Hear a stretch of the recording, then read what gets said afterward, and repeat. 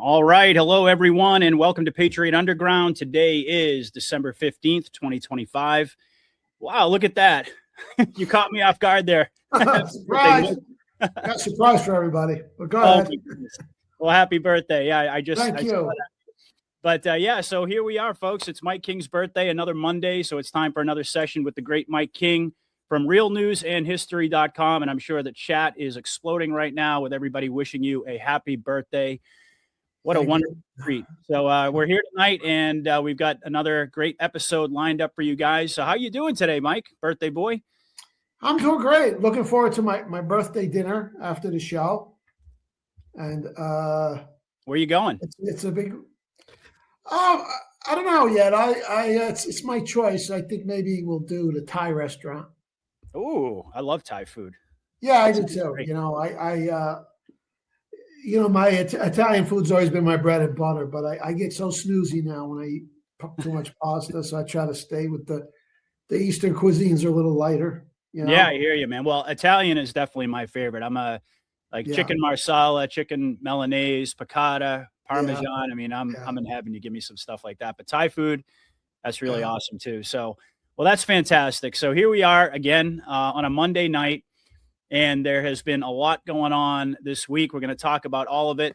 We're going to follow our typical pattern. We're going to give you guys two of Mike's most recent New York Times articles. That's going to really be the meat and potatoes of the presentation. So the first article is entitled "The Final Blow Against Soft Power NGOs," and that was published on December 11th. And in this piece, Mike is going to go into an in-depth look at both the history of NGOs, non-governmental organizations, functioning as a front for money laundering operations to further the cabal's agenda, and how the Trump administration has recently made an announcement that will effectively kill this cancer for good. And folks will recall that we've done several shows on this topic in the past, and so it'll be yet another example of how we track certain themes in our weekly discussions, and we connect the dots between the history and the news, which, of course, is Mike King's specialty. And this is absolutely vital information documenting the downfall of deep state soft power entities that have really been the fuel behind so much of the chaos of the past several decades, most notably in the form of color revolutions, which Mike and I have joked several times mysteriously just seem to disappear in the recent years since the Q operation began. So that's going to be our first article. And then the second one is entitled "The 1937 Rape of Nanking." Am I pronouncing that right, Mike? Yeah, Nanking was a lie. And that was published just yesterday on the 14th. And in this piece, Mike is going to delve into the real history surrounding the myth of this massacre that's still being hyped up in China to this day. So this so-called Nanking massacre really is a classic example of yet another theme that we've been tracking on recent shows, and that would be atrocity propaganda. And therefore, it served as a powerful symbol in China of so-called Japanese brutality during the war.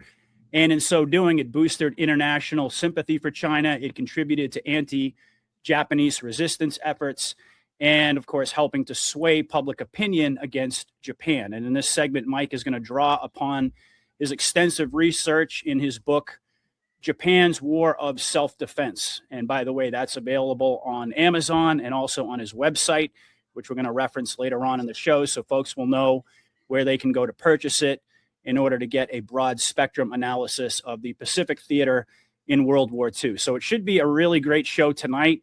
Make sure you guys take a moment to hit that thumbs up button or the heart button if you are watching on X. And make sure also that you are following both myself and Mike on both of those platforms as well. So before we get into Mike's presentation, we have to spend a couple of minutes on some commentary about all of the over-the-top events that we've seen play out over the past several days since we last spoke. And as we like to remind folks, if it's over the top, it's an op. And I think Mike would probably agree that the 60,000-man army has been quite busy lately. Just going to do a brief little overview here, and I'm going to ask Mike to give us his thoughts. So, of course, we had a couple of shootings. Well, we had more than a couple, actually, but I'm just going to focus on the ones here in the U.S. Well, actually, no, one was in the U.S. at Brown University. And then the other one, of course, was at Bondi Beach in Australia. So we're going to talk a little bit about that. And of course, we also have the Tina Peters narrative, which is looking more and more like a classic psyop, tying into the rapid buildup to the exposure of the stolen election of 2020. And then just today, we got the news that Rob Reiner and his wife apparently murdered in their home by their son. And I'm sure everybody has seen it by now. Trump put out a post on Truth Social that really kind of broke the internet. Everybody's talking about it right now. So, and I could go on. There's so many other things, but we have to kind of keep our conversation streamlined here. But needless to say, a lot of very dastardly connections have been discovered by Anons between these three storylines in particular. So I wanted to give you the opportunity to share some of your thoughts on any of these events. Maybe we can start off with the shooting at the shooting at Bondi Beach. So what is your reaction to that one? Sure. Well, real quick, if I may, just want to announce my self-birthday party sale/fundraiser. I do these often when there's a historical personality has a birthday, so why not for me too?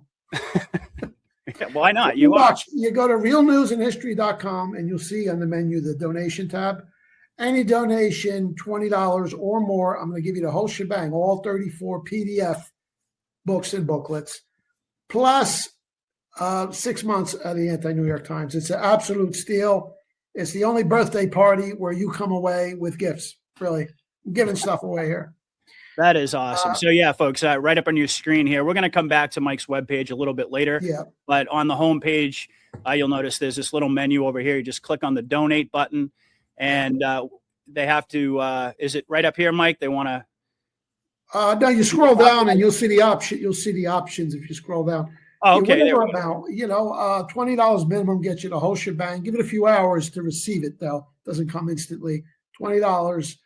And if you could do more so, that's great too, because right now I'm allocating a portion of everything that comes in towards internet advertising, and it's expanding the audience, and that's good. We've got to get this message out because it's such a unique message. Nobody's tying in the news and the history, and you're going to see how I do that again tonight. But $20 minimum, you get the whole shebang. Wow. If you already have everything, that's fine. Give me a gift anyway. I've been working hard. Come on. Yeah, Mike deserves a birthday gift from everybody out there tonight. And as a matter of fact, I'm going to send you a gift too. There you go. Yeah. Beautiful. For sure. So that's my birthday party. And it's going to run all week. I'm giving myself a week, not one day. All right. All right. We love it. But today is the day. So having gotten that bit of business aside, to your question, boy, so much stuff coming in. I really haven't had a chance to dig in deeply, just superficially. But in the case of the Bondi Beach incident, now, you know, when these things occur, the first predisposition based on precedent is always, it's a fake, it's a psyop. Nonetheless, you have to be able to put that aside and analyze each case objectively. Right. And not fall into the trap of, everything's a conspiracy, because sometimes things happen. Yep. That being said, it didn't take me long to tag the Bondi Beach thing as a psyop. That's not a hard one. But as I said, I didn't dig in too deeply, but just what I seen, just video images, still images, absolutely stinks of fakery.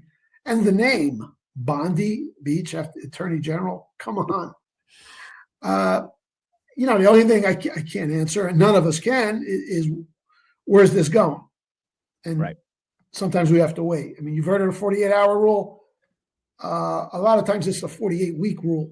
Like we still don't know, for example, what the final agenda of the fake shooting of Donald Trump in the year was a year and a half ago. We don't know what the true agenda is of the fake assassination of Charlie Kirk. We got to wait.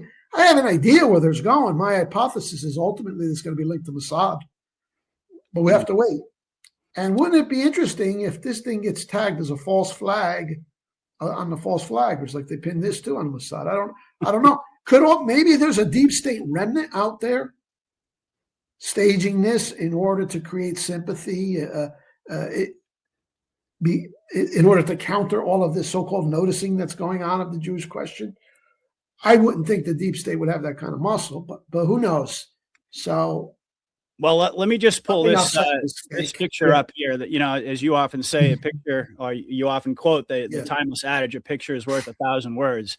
Yeah. And I don't know whether you saw this one, but this is the guy who supposedly was. This is the same guy who took a selfie with his face all bloodied up, and you can see there. I mean, look at him, folks. I wonder if that's a frazzled rip com. It could be. It definitely could be. But this is the same guy right over here. And this was Santa Surfing who put this post out, a crisis actor who this is just, they're getting so much more obvious, Mike. Okay. This guy just happened to survive. You mentioned Israel, just happened to survive the 10/7 attack. And he moved to Australia and just happened to be at Bondi Beach at the exact same time as the shooting. And this is the guy I just showed you getting all of his makeup done. So then after he gets shot, as she writes here, he happens to get his phone out and take a selfie and post it on social media. Because, I mean, obviously. Hi, Mom. Wouldn't that be the first thing you did if you actually were a part of one of these real events? I mean, it's just unbelievable how obvious this is. And just go ahead. You could scratch that secondary theory of a deep state remnant with this one. They wouldn't be this ridiculous. This is almost this is obviously designed for us to see it as a fake. Mm-hmm. It's too obvious. So I call white hats on this then.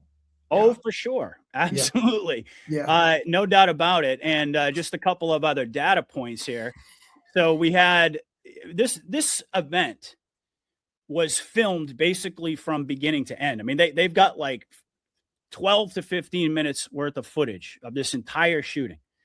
Yeah. We've got the crazy close-up footage of the Bondi shooter, and it's really strange. I'm not going to go through all the film clips because I'm sure folks have seen them by now, but all of these people, they're not fleeing in terror. He's firing rounds off into the crowd. Nobody.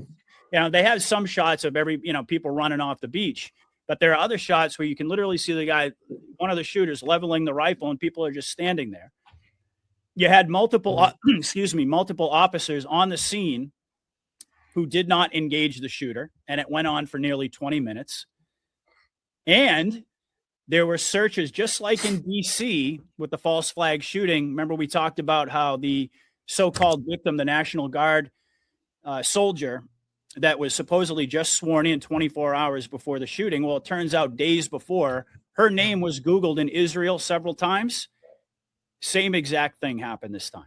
Searches of Bondi Beach out of Israel days before the event. Yeah. All right. And then we had this little gem right here. This was shared by my friend, Lieutenant Colonel Bosi, put out by Shadow of Ezra.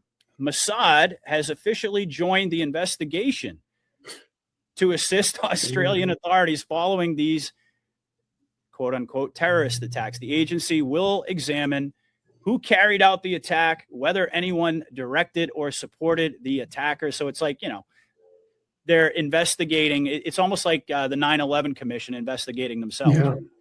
And if it was a quote unquote lone wolf operation.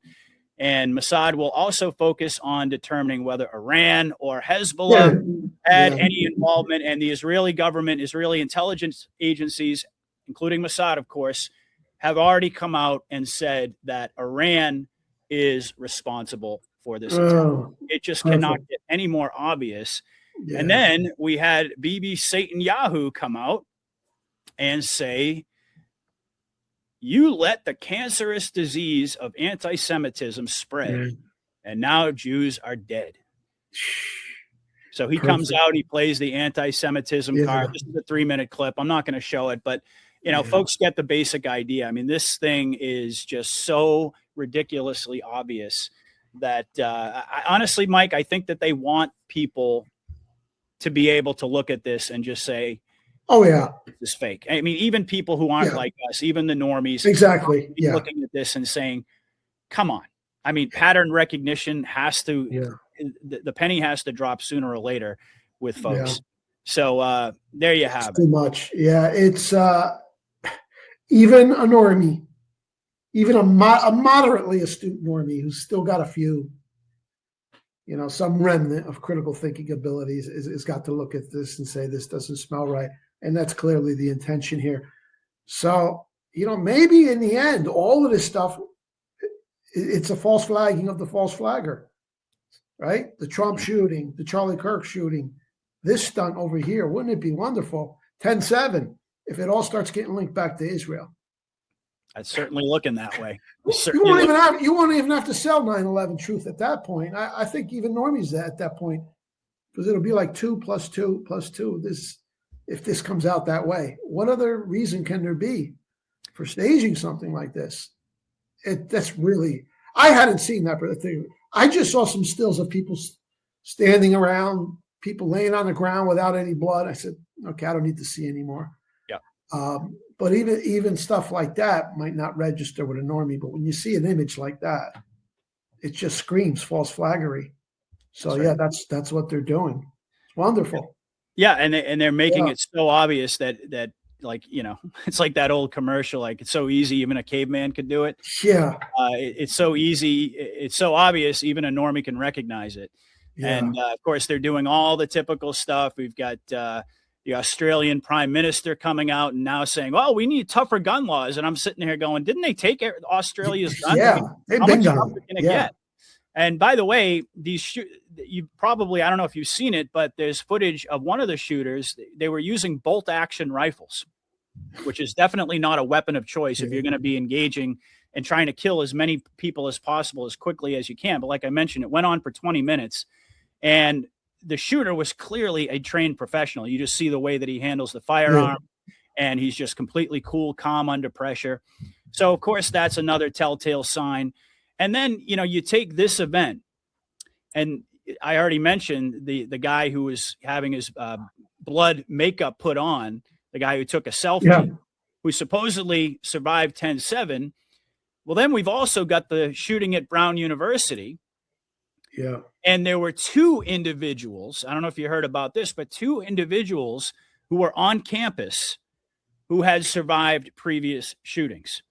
Yeah. So one of them was, I can't remember if it was, I think one was the Saugus High School shooting. I think it was in Santa Clara, California, if I'm not mistaken. And then the other one, Zoe Wiseman, was at Parkland. And they were both in their dorms, supposedly at Brown University. And I was watching a little bit of Dave and Rambo today, and Dave did the math on that. And it was something, the chances of it were like something like 1 in 3 billion or something along those lines. Literally impossible that could happen, and just in terms of probability. So it's just crazy. So we look at this stuff so often that to us it just jumps right out. But we always have to kind of put it in the frame of looking at it through the lens of the normie. And like we were just talking about, I do believe that they're doing this in order to make it so ridiculously obvious that it really starts to break down people's program. There's only so many times you can see this stuff. Yeah, that's right. And it's circulating absolutely everywhere at this point. Yeah, so. Yeah. And like I said, it has to. It's just like a film where you have a scene early on, or you introduce a character early in the film, and then you go to another scene, and well, what was that all about? Well, you have to wait till later on. Yep. So I have to believe that if they stage news events, okay, that are so important and significant, such as the assassination attempt on Trump, Charlie Kirk, and this got to be for an end. It has to be an end game. Has to be for a reason. Yep. We'll just have to wait. But in every case, it just seems as if they're pointing in that direction, that ultimately everything's going to be pinned on Mossad. That's right. Yeah. I mean, it's literally difficult to name a story, one of the storylines, the subplots in this movie, that Israel isn't the focal point of attention. Yeah. It's everywhere. And Epstein Island, too. That's right. And we're only a few days away. It's this Friday. Yeah. Is the deadline. And of course, we got Bill and Hillary testifying on the 16th, the 17th and 18th, the 2 days leading up to that. So that's going to be very interesting to see how they roll with that. Yeah. And do you have any thoughts on the whole Tina Peters thing? Well, I don't think she's been in jail this whole time to I begin agree. with. But once again, you have to ask, well, why would you design such an important scene, such a big news story, if it doesn't have a purpose? Oh yeah. So and you combine that with all of the statements that Trump continues almost on a weekly basis. He goes back to 2020. He's not letting that go. Mm-hmm. So again, we're moving in that direction. So all of these all of these news stories, which don't have an impact now, they have to at some point. Mm-hmm. So this is a very good sign. I mean, we knew 2020 is going to come out sooner or later anyway. Oh yeah. So, but this is just, I guess you could take this as further indication that it's sooner rather than later. Yeah, I would agree. Well, I swore off dates a long time ago. Oh no, we're not talking about but, dates. I really think, at least relative to the 8-year period, 9-year period we've been through, that we're close. Yeah, close could be weeks, could be months. 2026, it's got to be some explosive stuff just around the corner. Oh, no doubt about it. No doubt about it. Well, this post up here is from Dave. Actually, he put this out, and just to highlight the Tina Peters thing really quickly. And I'm sure he's been talking about it on all of his shows, so I'm not stealing any of his thunder here. But he points out, he says, isn't it odd that Tina Peters' attorney, the letterhead shows offices only in Florida, Deerfield Beach, Orlando, and Miami. It turns out that the attorney, this is Tina Peters' attorney, Peter Titkin, was in the same graduating class with Trump in 1964 at the New York Military Academy. It gets better. This individual, Titkin, has described their lifelong friendship in his book, What Makes Trump Tick? My years with Donald Trump, from the New York Military Academy to the present. So Dave goes on to say, am I supposed to believe that Trump is just now getting to the Tina Peters situation after receiving a 12-7, which just so happened to be Pearl Harbor Day? You know, that Trump referred to the stolen election as our Pearl Harbor. It's pretty interesting there. And a letter that bridges Tina Peters, Dominion, Smartmatic, and of course, Venezuela. Venezuela's been in the news lately. And then it goes on from there. And just to show folks this graphic here, this was Tina Peters, or a picture of Tina Peters on TV. And notice in the background, we see Castle Rock, we see 47. We also see a 34 over here. You drop 34. And then there's that one. Yeah, how about that? Yeah. And then Teller down there, as in Truth Teller. So the comms are absolutely everywhere on this thing. And, you know, I'm in complete agreement with you, Mike. I've said, and I've been questioned about this, you know, do I think that this whole Tina Peters thing is actually real? Because there are a lot of folks out there have been like, oh, she's been rotting in jail, and, you know, nobody in jail. Yeah. She's not in jail. And I mean, look, it's a movie, people. Yeah, it's a movie. Yeah. And how much of a scumbag would Trump have to be to allow this woman? I know that there's a federal state jurisdictional thing, right? But he's the president of the United States. And for him to allow this woman, who's a Gold Star mom, who has cancer, to be rotting away in prison for preserving the results of the election in 2020. So, you know, it's like, it's absolutely incredible to watch, because Venezuela has been very much in the news, their connection to Smartmatic and Dominion. And we've got Tina Peters. We've got Trump coming out and saying over the next couple of months, we're going to get a truckload of evidence. We have it all, exposing the 2020 election fraud. So I would have to agree with you. We don't do time frames, and we don't make any predictions. We don't set expectations, but I'm with you, Mike. You know, everybody out there is going to have to, you know, come up with their own, or make up their own mind, basically, on what they think the timeline is going to be. Nobody knows, but it certainly seems as if we are very rapidly approaching some major booms on 2020. Yeah. And, you know, I'm glad you showed that image of Trump at the military academy, because That's an element of this that we don't fully appreciate, and I haven't spoken about it all that much, but we really should. He went to a military academy. Essentially, this is his high school. Yep. That doesn't make him a military veteran, but it's affiliated with the military. So there's a connection there. He may have been hooked up, not so much with a Q operation way back then, but plugged into the military apparatus. That is a military school, much like Congresswoman Nancy Mace went to the Citadel, even though she wasn't in the military. It's a military school. Yep. So I think he's always been pro-military, and he's always had connections with elements of the military. Yep.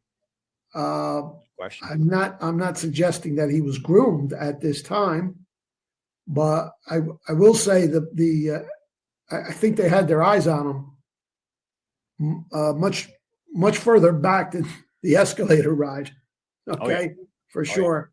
Yeah. And then he's known that he collaborated with the FBI and helping take down mafiosos back in the 80s and 90s. Mm-hmm.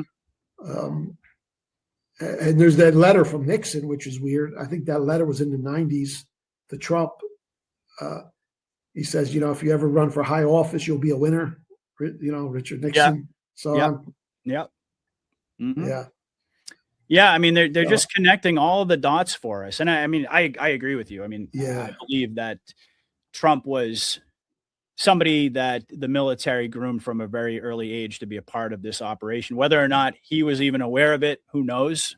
We may never get the true history behind all of this. We've speculated a lot going back to certainly 2012, right around the time of the formation of the Secret Man Army, when he started doing political tweets and all that type of stuff. Yeah. But logical inference would dictate, I think, that. And his uncle John, a military intel, tapped him to review Tesla's papers when he died, because you could take Tesla's work and distort it towards dangerous military or weapons.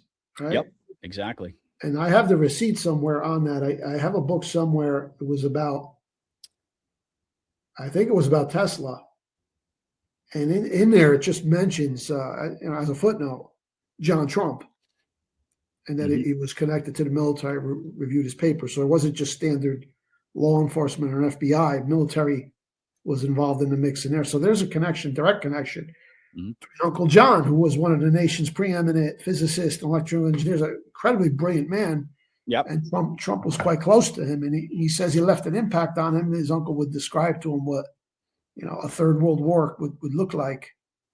And Trump understands. So he says that impacted him, and he's always wanted to bring peace to the world. And he's got the right name for it. I told you this before, Donald is Gaelic for world ruler, and Trump means to triumph over. The world ruler triumphs. That's right. So maybe the hand of Providence picked him long before he even knew it. Oh, absolutely. Put a name like that. Yeah. No doubt. I mean, look at the role that he's playing in history right now. That doesn't just happen by accident, for sure. Yeah. So, very interesting how all three of these stories are connected. And the puzzle pieces are just getting closer and closer. We're starting to get a much clearer picture. We saw Castle Rock on there. Of course, that was the production company that Rob Reiner started. Oh, did he? Yeah. I didn't know that. I know Castle Rock is featured prominently in the Q posts. Yep. I didn't know the Meathead had a hand in it, and he's in the news lately, isn't he? Yeah. Yeah. And that there's something going on with, we all know that just about everything that we see happening has some sort of a reason or purpose behind it. But when Trump put out the post, which I'm sure you saw that, where he basically was trolling Rob Reiner after the news came out that he had his neck slit by his drug addict son along with his wife. And Trump is basically saying, implying that it was as the result of his Trump derangement syndrome. And of course, people are just losing their minds over this. This is so unbecoming of the president and all these types of stuff. And it's like, if Trump is doing that, that's a direct indication because that this is part of an op. Because in the real world, under normal circumstances, no matter how much of an enemy, no matter how much crap this guy talked about him, Trump wouldn't come out and make a statement like that the day after he gets murdered in what would, under normal circumstances, be considered a tragedy by everyone. So there's obviously something going on here. We'll have to see what the next shoes to drop are. But it's been. It also clearly indicates the degree of absolute control and power that Commander Trump and the operation have. They don't give a shit. Even though, I mean, much of the country is shocked, I'm sure. Oh, yeah. With that. And, but he doesn't care. They're in control. Yep. You wouldn't say something like that unless you're in total control. And I want to just mention, and I don't know if it's going to tie into this event later on, but I'll have to dig it up. There was some sort of celebrity event or like a roast or something, and the speaker was up there talking about Rob Reiner, and in a friendly way, just busted chops about his father having sex with him, something like that. Yep. But that's how these people are. They talk openly about that kind of sick stuff. And that really led me to believe that his father, Carl Reiner, was a big producer in his own right, was raping the meathead. And as these things go generationally, they grow up like that and they pass it on to their son. Yep. So what are they going to script this as? Why did the son hate his father and mother so much? Mm-hmm. Kind of makes you wonder, right? He took his own life, or what happened? With the son, I believe. Actually, I don't know. I don't know if he actually committed suicide or not. I'll look that up really quickly as you finish your thought there. But we'll see how that turns out. I wouldn't be surprised if we come to learn that Rob Reiner, who I believe was taken care of a long time ago, by the way, but maybe he's raping his son, and this is his son's revenge, and that would. So I don't know. I don't know where it's going. Yeah, he's alive and in custody. He's alive and in custody. Okay, well, wouldn't that be something? He comes out and said, "I was raped by him as a boy." That would open people's eyes. But there is that connection. I made the connection because I saw years ago. I'll have to dig this up. I'm sure one of the sleuths watching us will be able to do so. But someone was joking, and the meathead was right there. That was his nickname on All in the Family. Meathead is right there, and the guy's joking about how his dad was bending him over or something like that. Really crude and vulgar. Yep. It's common among those types of people. Oh yeah, absolutely. It really is. And the son Nick, apparently he was living on the streets when he was like 15, addicted to drugs, all types of stuff. So that would certainly fit the profile if what you're saying is true. If was going on there, but it's it would be a good way to introduce the concept, but we'll see. Again, all these ops have to have a purpose, even if they're not immediately detectable. There has to be a purpose. So right. Well, when we see all these connections, we know something's going on, and that they're rolling these things all out in a coordinated fashion to make it really, really obvious to us, the Anons, that they're going somewhere with this, and we'll have to see how they play it out. But it would be. If it came out, he's alive, he's in custody, and over the next several days, I'm sure we'll start to hear about what his motive might have been and this and that. So it's possible they could go down that road and have that be kind of a segue into exposure of the pedophilia stuff, even more so than they already have.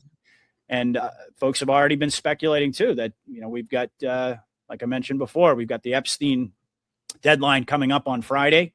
Yeah. Does this have something to do with that? Are we looking at potentially a suicide weekend coming up? Who knows? But it's certainly it's pretty crazy. I just blown away by how much things are accelerating at this point. And 2026 is looking like it's going to be one hell of a ride, for sure. So. All right. Well, here we are about 35 minutes into the show. I didn't expect we would talk that long about this, but important stuff. And certainly, like I said, everybody is always curious to hear Mike's take on it. So let's go ahead and pivot now into Mike's presentation. As I mentioned, the first article tonight is the final blow against soft power NGOs. Again, a theme that we have been tracking now for several months. So take it away, Mike. Yeah. Well, again, this I'm certain is a replay of the cutting off of the NGOs.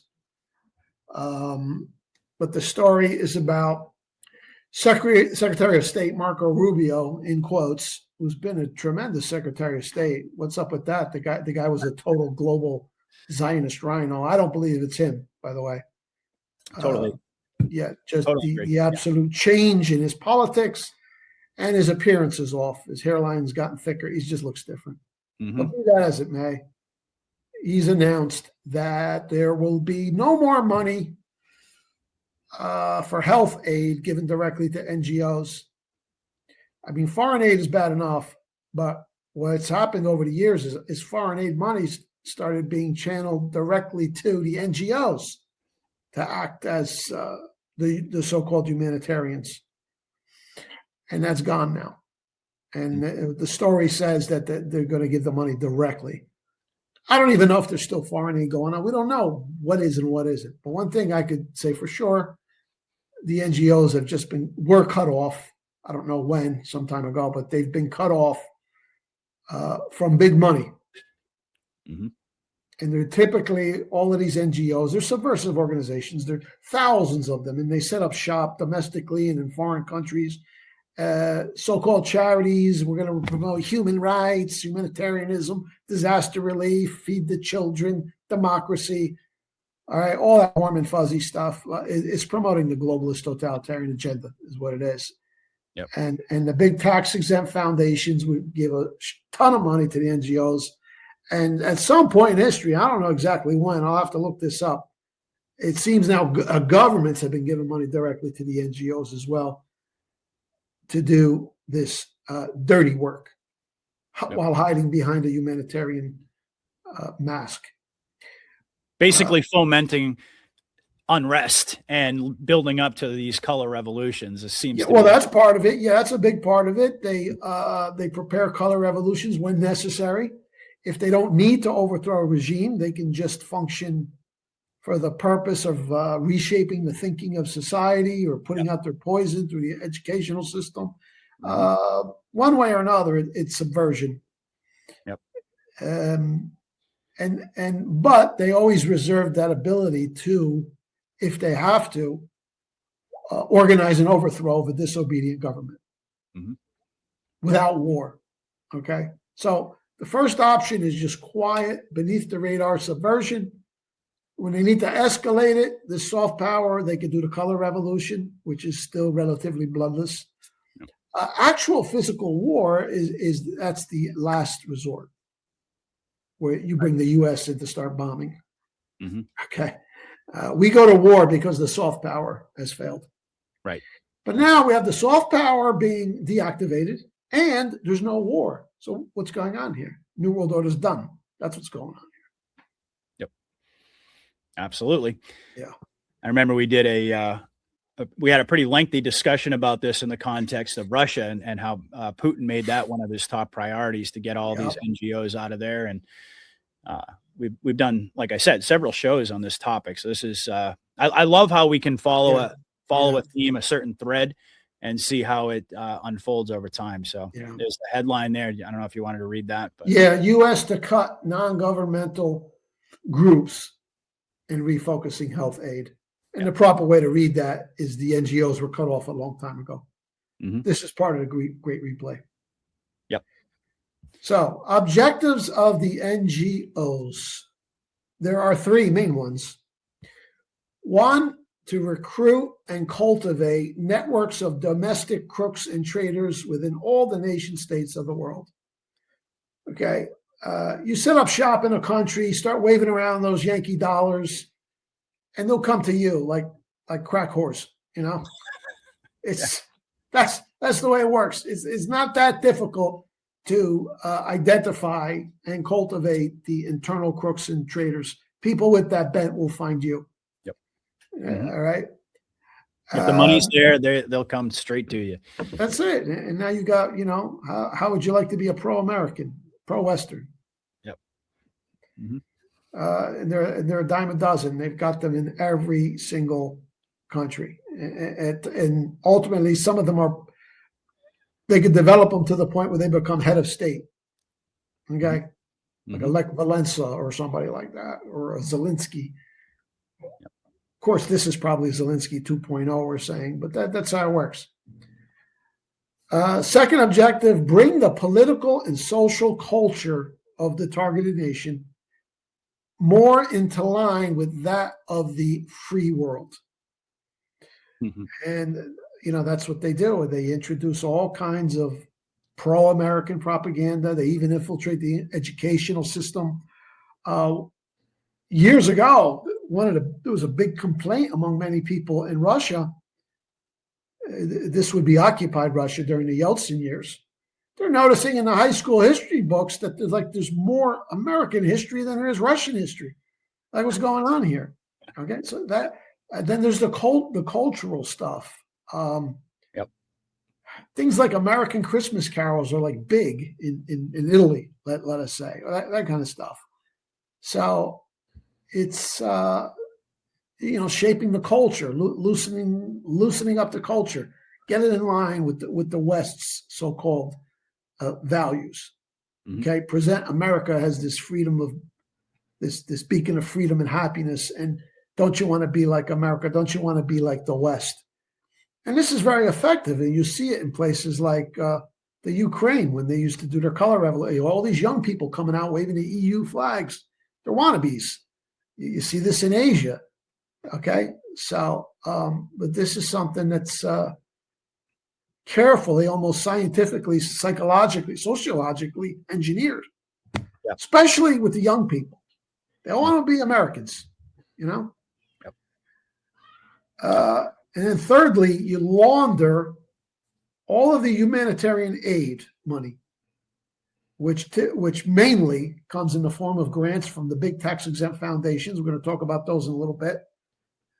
Donations, they raise donations directly. Would you like to donate? We're vaccinating children. We're feeding children. We're helping poor women, that kind of stuff. So they get donations on their own. And then, as this article made clear, they were getting money directly from governments to do their good work.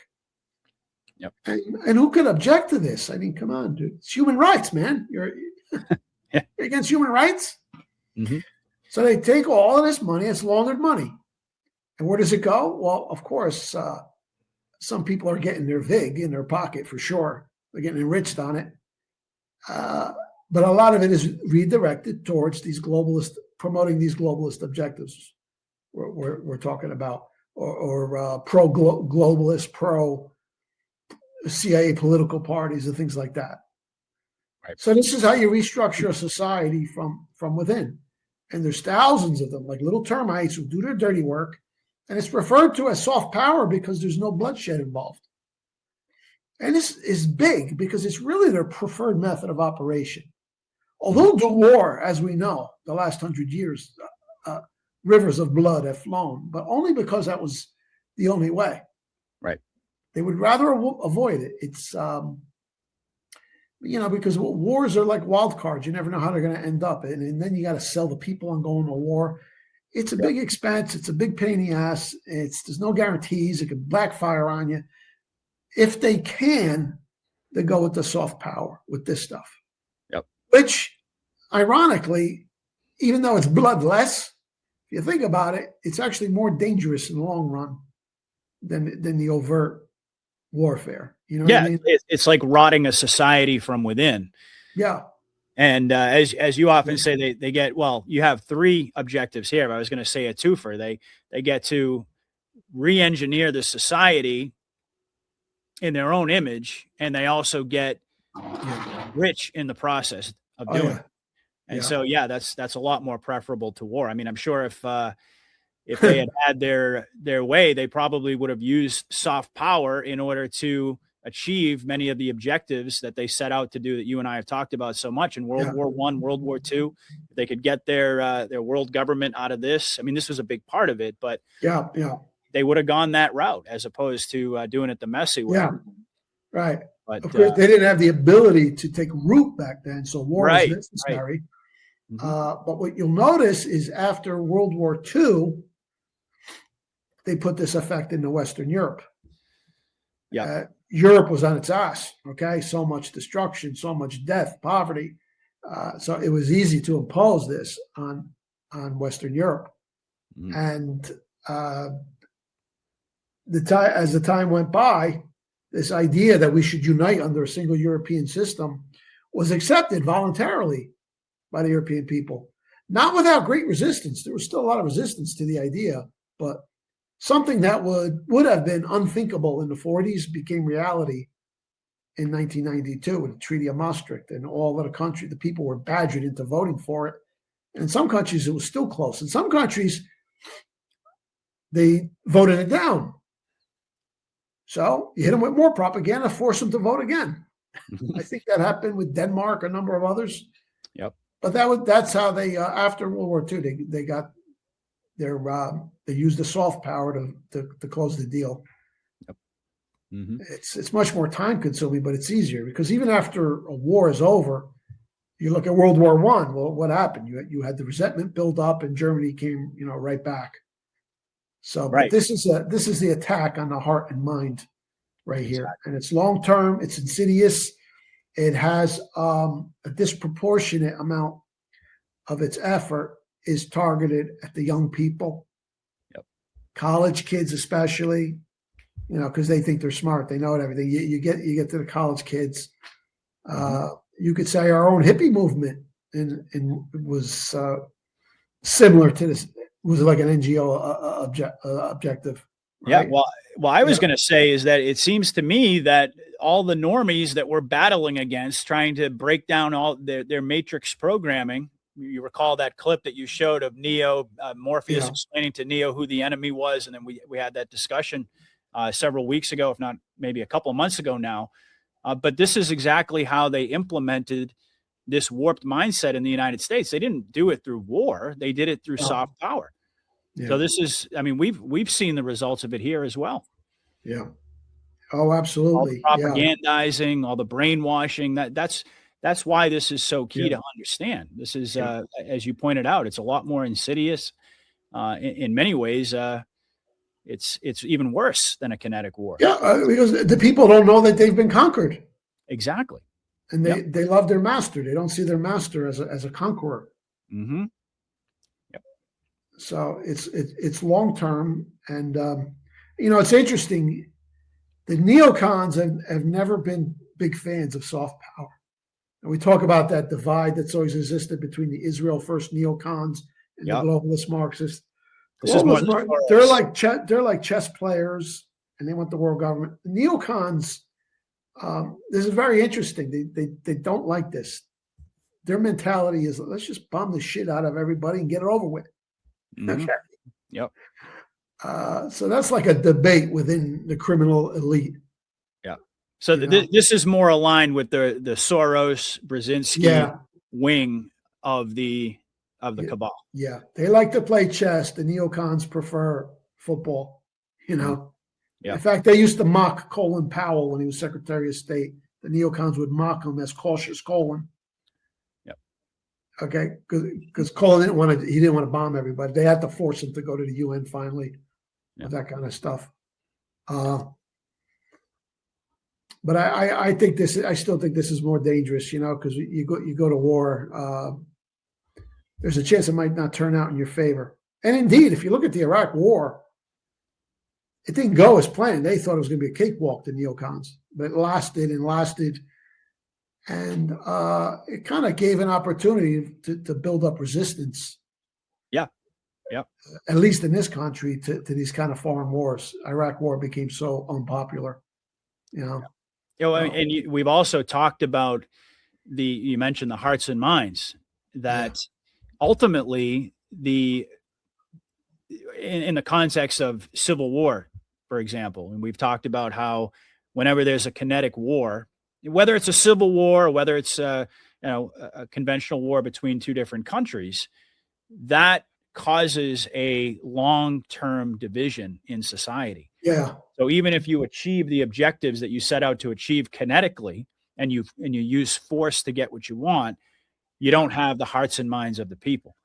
Right. Whereas this is exactly what you get with the soft power without all the complication and chaos of war. So having said all that, that's why this is so key. Just looking at the broad scope of Mike's article here, the fact that the NGOs are now completely out of business just for folks to understand how massive that is. I mean, this was their preferred war machine. Yeah. So this is very, very important for folks to understand. Yeah. All right. And it is deeply rooted.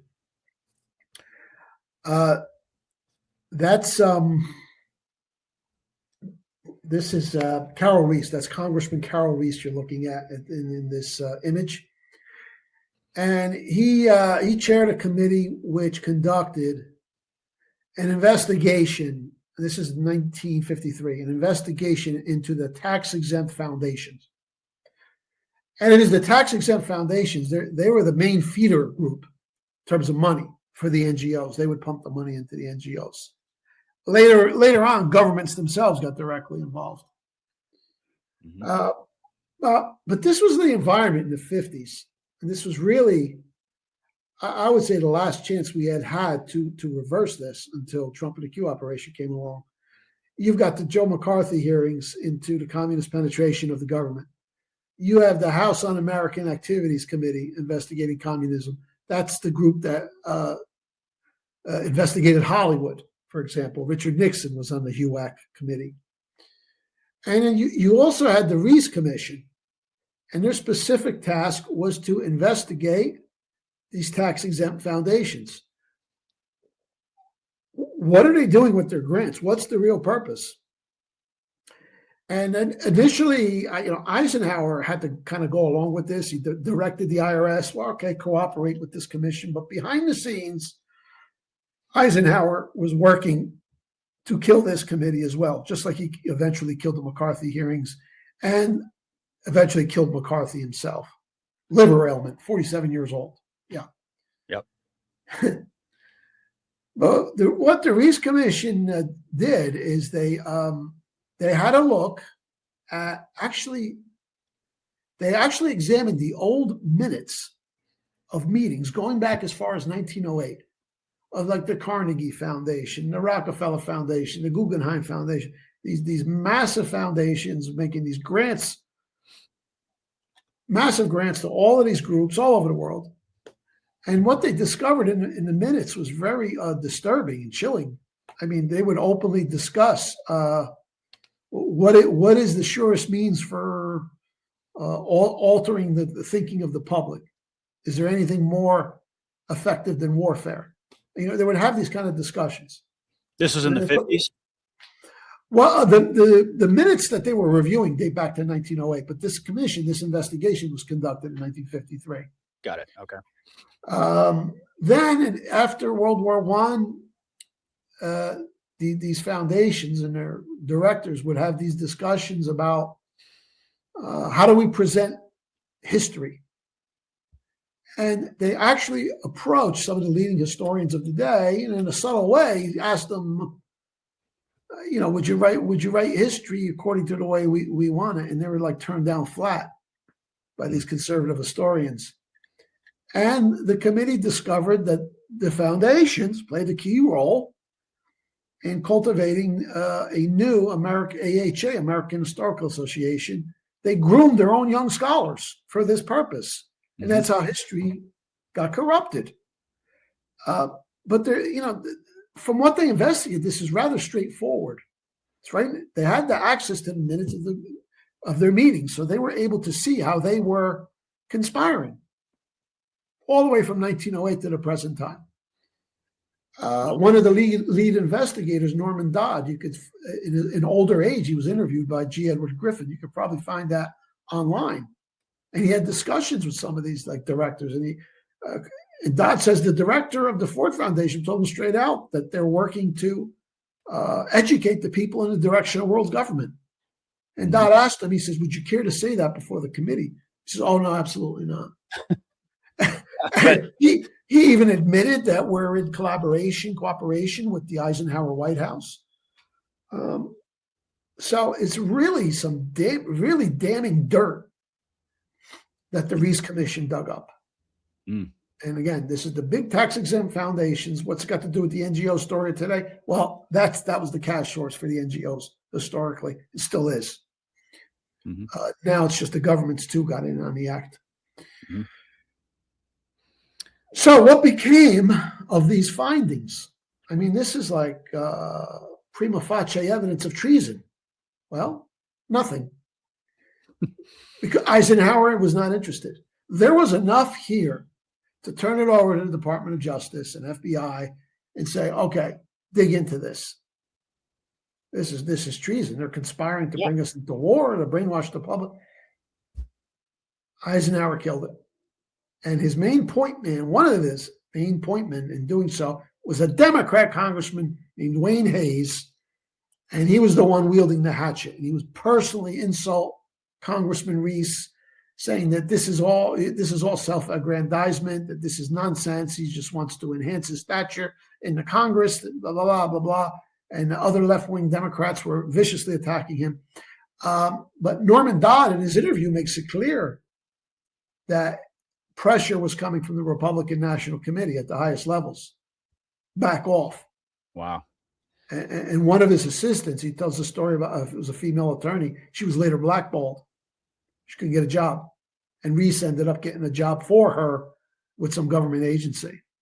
And eventually she lost her mind, partly because of what she learned and also because of the fact that she was targeted like this. So this was a big deal to stop this committee. I mean, the committee finished its work, but nobody's interested. So how much further can you go? Well, that was one of my questions. Was this widely publicized at the time? I mean, were they informing the public about these findings, or was this kind of happening behind? Not really. Just a little bit. It wasn't like the McCarthy hearings. That was more spectacular. That was more high profile because he's bringing these people up before committee and he's openly charging this person's a communist. Yeah, a lot more dramatic. A lot more drama, but nonetheless, this was, it was in the news and the Hayes attacks on Reese, but nothing came of it because, and this is why, I have a particular animus towards Eisenhower. People ask me who's the worst president in American history, and there's some stiff competition for that dishonor. I put Eisenhower at the top of the list. Not so much for what he did. Yeah, he did a lot of bad things, but you can't compare it to Wilson or FDR. Right. But what he prevented, what he thwarted.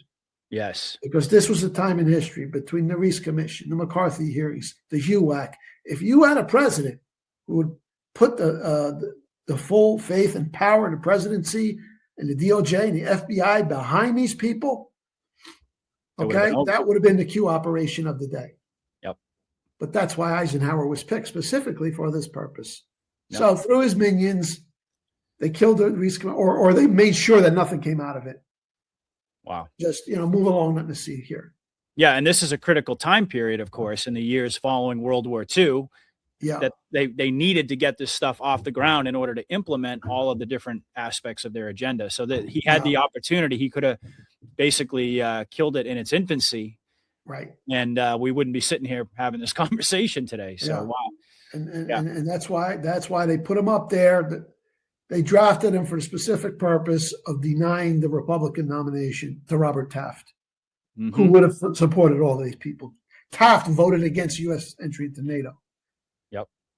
But Taft, they cheated him, but he remained the Senate Majority Leader, the Republican Party. Conveniently, a few months after Eisenhower's in there, he gets rapid cancer and dies. I was going to say that seems to Taft, seems to ring a bell. We talked about him and Dig 'Em Up. Yeah, this whole situation. Yep. Yeah. Mm-hmm.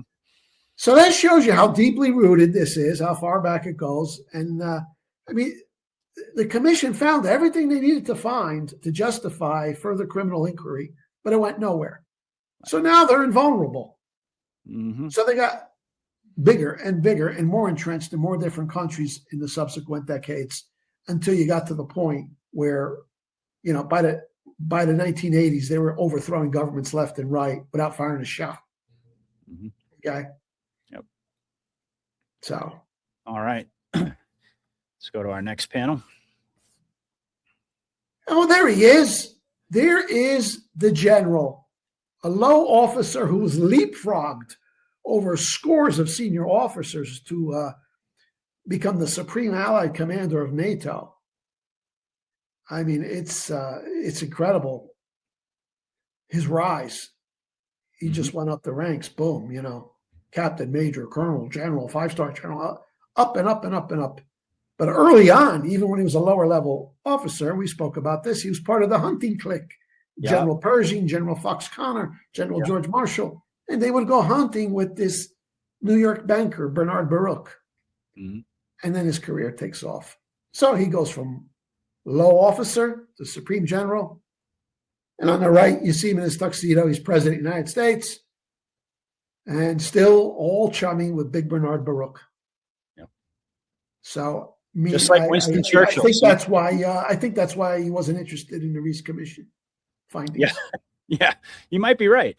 Yeah, just like the sudden rise of Winston Churchill. We talked about that as well. Yeah. Whoever these guys pick, it's the golden ticket right there. And this is an excerpt from the article. The Trump administration is changing how and where the U.S. government delivers health aid around the world. In the coming months, the State Department plans to negotiate new agreements with countries to deliver health aid in ways that cut out non-governmental organizations. Now, you might say, well, yeah, but they're still giving money away. Well, first of all, we don't know that. But more importantly, NGOs are getting it. Because with the NGOs, we're not allocating this money to healthcare, believe me. Right. Maybe 10%.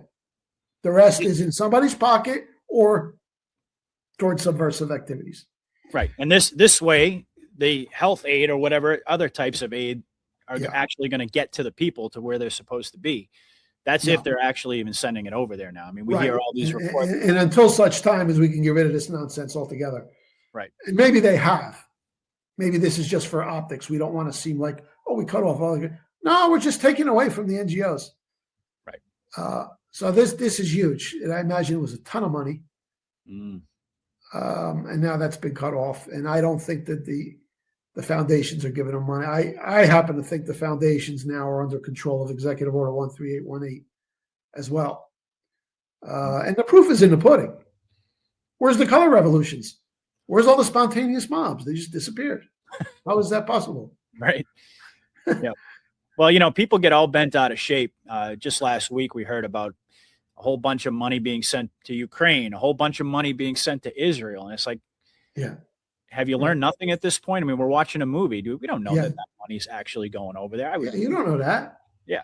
If they want to just put up an illusion there of business as usual to conceal the operation, we don't know what's going on. Right.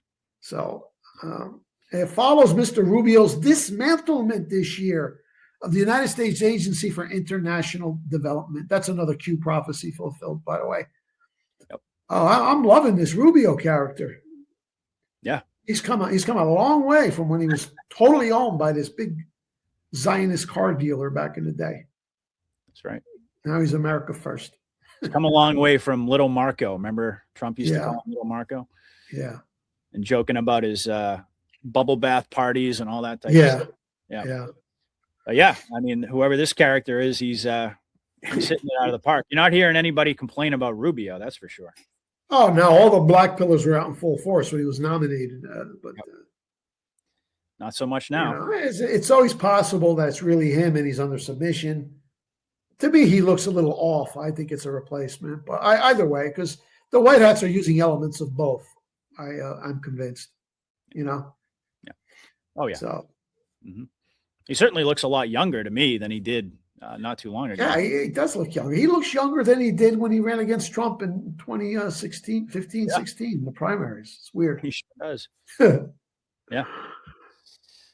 So bringing it back to the Q operation and demonstrating once again how,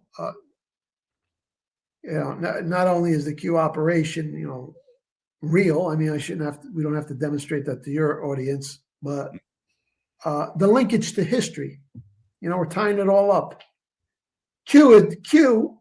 Eisenhower was not interested in the Reece Commission, okay? Q was.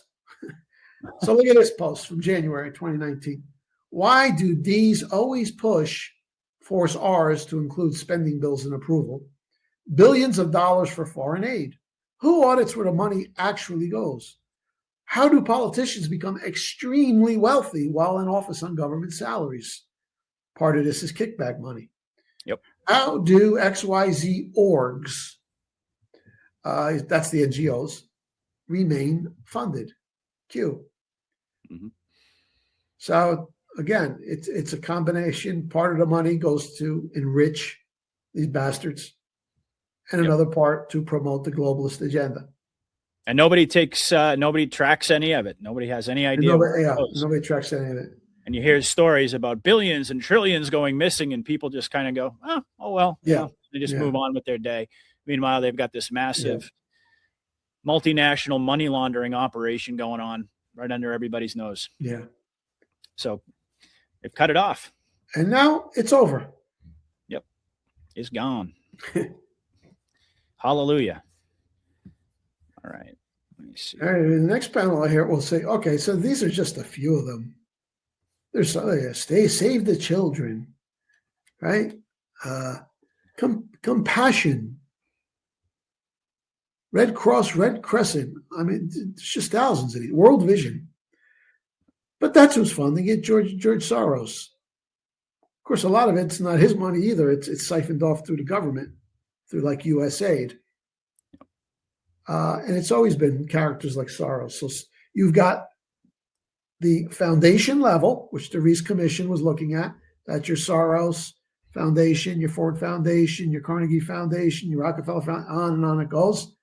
Your MacArthur Foundation, funneling the money into the NGOs more on the street level in the country. And they all have such appealing names. I mean, who could be against any of this, right? Oh, yeah. And in fact, Norman Dodd tells a story about the woman attorney on his committee who was blackballed and driven to madness. She says initially she didn't want to serve on a committee. She's like, why are we investigating? They're doing nice work. Yeah. And then you see what they're all about. And I'm sure they give 10% of the money goes to a good cause. That's your cover right there. Right. Yeah. And then the remainder is probably half kickbacks and then half promoting the subversive agenda. Right. Yep. All types of dark projects that get funded through this stuff. Yeah. Yep. Mm-hmm. Now here's some headlines from recent years. Okay, this is a worldwide operation. Russia and China cooperating with POTUS, as Q told us, as I figured out many months before and wrote about it. But there's some headlines in the New York Times. Clampdown in China restricts 7,000 foreign organizations. Just to give you an idea how vast this was, 7,000. Unlikely targets in the crosshairs as Russia aims to expel its foreign influence. Yep. U.S. ambassador criticizes India's crackdown on charities and activist groups.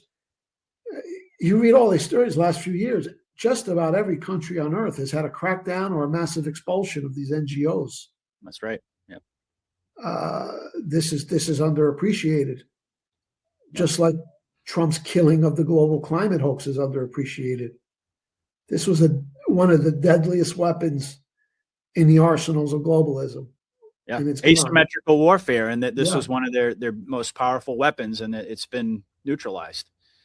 Totally, and it falls in line with really the entirety of the Q operation anyway, which is asymmetrical warfare to get rid of all these subversive organizations across the world. And as this was happening, your average normie out there, I mean, for most people, didn't even notice the trend. They didn't even really notice that this was happening all over the world.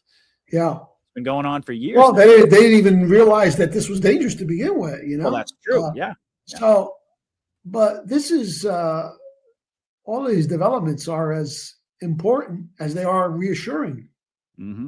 Because, we're all waiting and waiting and waiting for the fireworks and the storm and the rest.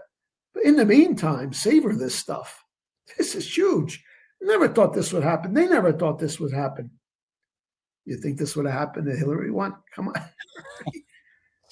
Yeah, exactly. These are the pillars of the Satanic Temple of the New World Order. They're all been obliterated. You could go to ESG investing, climate change hoax, the NGOs.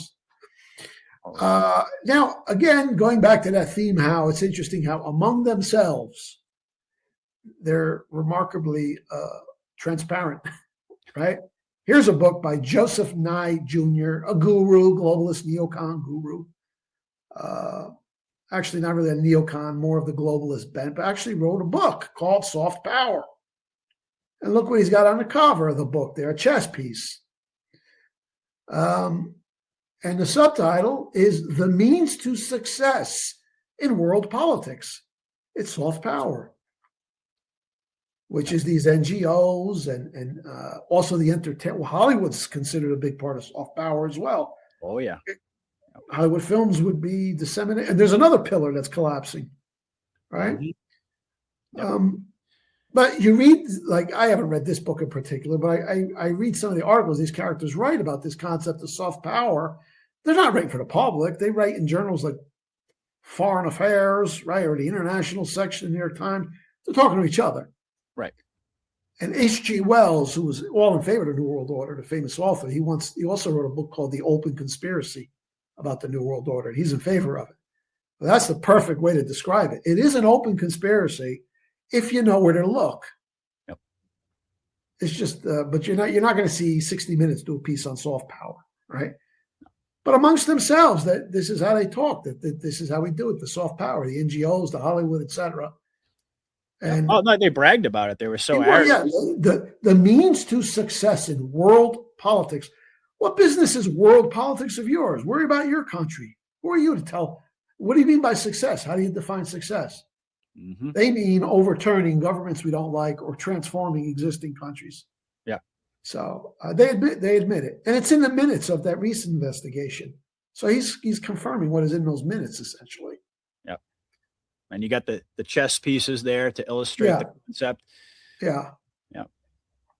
People have too much time on their hands. That's all they do. It might as well just say the means to implement the New World Order. I mean, exactly. It basically means the same thing. Yeah. But yeah, they bragged about it. I never thought that anybody would really catch on to this stuff, or at least not in a way that would threaten their power structure. No. What they never envisioned was that the NSA have every last one of these sons of bitches surrounded and have a criminal file on each and every one of them. Yep. Or that the NSA finished. They took the Reese Commission report on their own and put it on steroids, and now they're implementing it. Yeah. Yep. All right. Let's see what else we got here. More headlines. Look at this. The whole world. Look at these headlines. All mainstream media. Oh, there's Amnesty International, an NGO, pissing and moaning. This is years ago about Turkey suspends activities of hundreds of NGOs. Reuters, Uganda suspends work of 54 NGOs, increasing pressure on charities. All those meanies, why are they giving charities a hard time? Just helping children. Al Jazeera, Nicaragua bans 1,500 NGOs. If you would have told me there were 1,500 NGOs in Nicaragua, I would have never believed it. How small is Nicaragua? Yeah. Egypt, independent civil society organizations at risk of closure after NGO deadline passes. France 24, Niger military junta bans French humanitarian NGOs. Military involvement there. Yeah. BBC, Khartoum. I'm pretty good with geography. What the hell's Khartoum? I never heard of it. Khartoum expels foreign aid agencies from Eastern Sudan. Oh, that might be the capital, Sudan. Okay. 6 months after Mali banned French funding for NGOs. Now, where are all these little vulnerable countries which have no means at all of resisting the New World Order? I mean, Nicaragua, Mali, Niger, Uganda, all unilaterally telling the NGOs, pack your shit and get out of here. From whence did they get this courage? Yeah, where's the muscle behind that, I wonder? Exactly. This is a worldwide military operation. No doubt. So they've been bounced out. You could just about, take out a world atlas, pick a country, and Google that country and NGOs, and they've been bounced out worldwide. Mm-hmm. And if they're doing such great charitable work, what could possibly be the reason that we're seeing this trend? Yeah. For all of these benevolent organizations that just want to help people, Mike. It doesn't make sense. And mind you, these headlines are years old, which means that the current headline that I featured in this article is a replay. Yep. They've been out of business. This is telling you right here. Yep. It's the rollout. Yeah. Okay. All right. Let's see what else. Okay. I think that was our last one on that. Yeah. So that's it. Fantastic.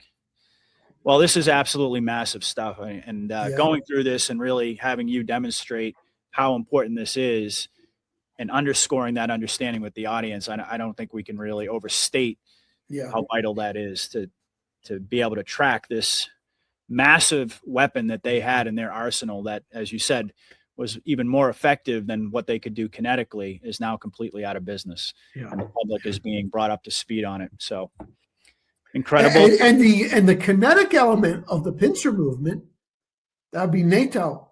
They're not doing too well either, are they? Oh, no. Now there's open discussion of disbanding NATO and the EU, right? Yep. So they've covered everything. Yep. They got nothing. The world order's finished. Yep. Yeah, and there's certainly a build up to that with NATO. I'm sure you saw Putin come out and basically say that the European Union and NATO are doing everything they can to sabotage the peace deals in Ukraine. Yeah. And Putin came out and said, we're ready. We don't want a war, but we're ready on day one. And so, of course, we've got the sum of all fears scenario, World War III scare still very much on the table. Oh, when I say NATO is finished, that does not preclude the possibility of a wag to NATO. Oh, sure. So, but just understand, even if they revisit that sum of all fears, as scary as it'll seem, it'll be fake. Right. Europe's not going. No, they're doing all types of posturing. What's the guy? Yeah, and that's a good sign. That's another indicator that will come back in play. Yeah, Mark Rutte came out and said, there's no NATO and there's no NGOs. It's over, baby. Right. Everything that came out of World War II, it's gone. Right. And then the NATO chief came out and said, we Europeans have to get ready to fight a war on the scale of our grandfathers, and basically saying we have to go up for a world war. So that's going to go over well with the youth. That'll kick Franco's numbers up to 80%.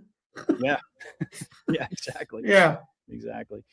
All right. Well, brilliant as usual. So let's pause here for just a moment and let's take a look at Mike's website, realnewsandhistory.com.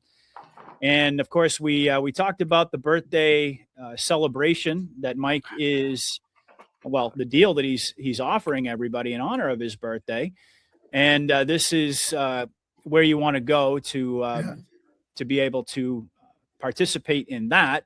And Mike is also just going to talk for a couple minutes, as he does every week, about his website, his Rumble channel, basically the different prongs of the Mike King operation, as he calls it, which is gaining steam every single week. And he's going to really pinpoint what he does that's unique in this movement that nobody else is doing. He's filled a void that's absolutely critical in this whole movement. So why don't you tell folks a little bit about what you do, Mike, where they can purchase your books, find your articles, donate, etc. Okay, well, there it is, realnewsandhistory.com. You definitely want to bookmark this. Very easy to navigate, user-friendly, a ton of free information. And my motto there sums it all up. Fake history is the fake news that has passed into the rearview mirror.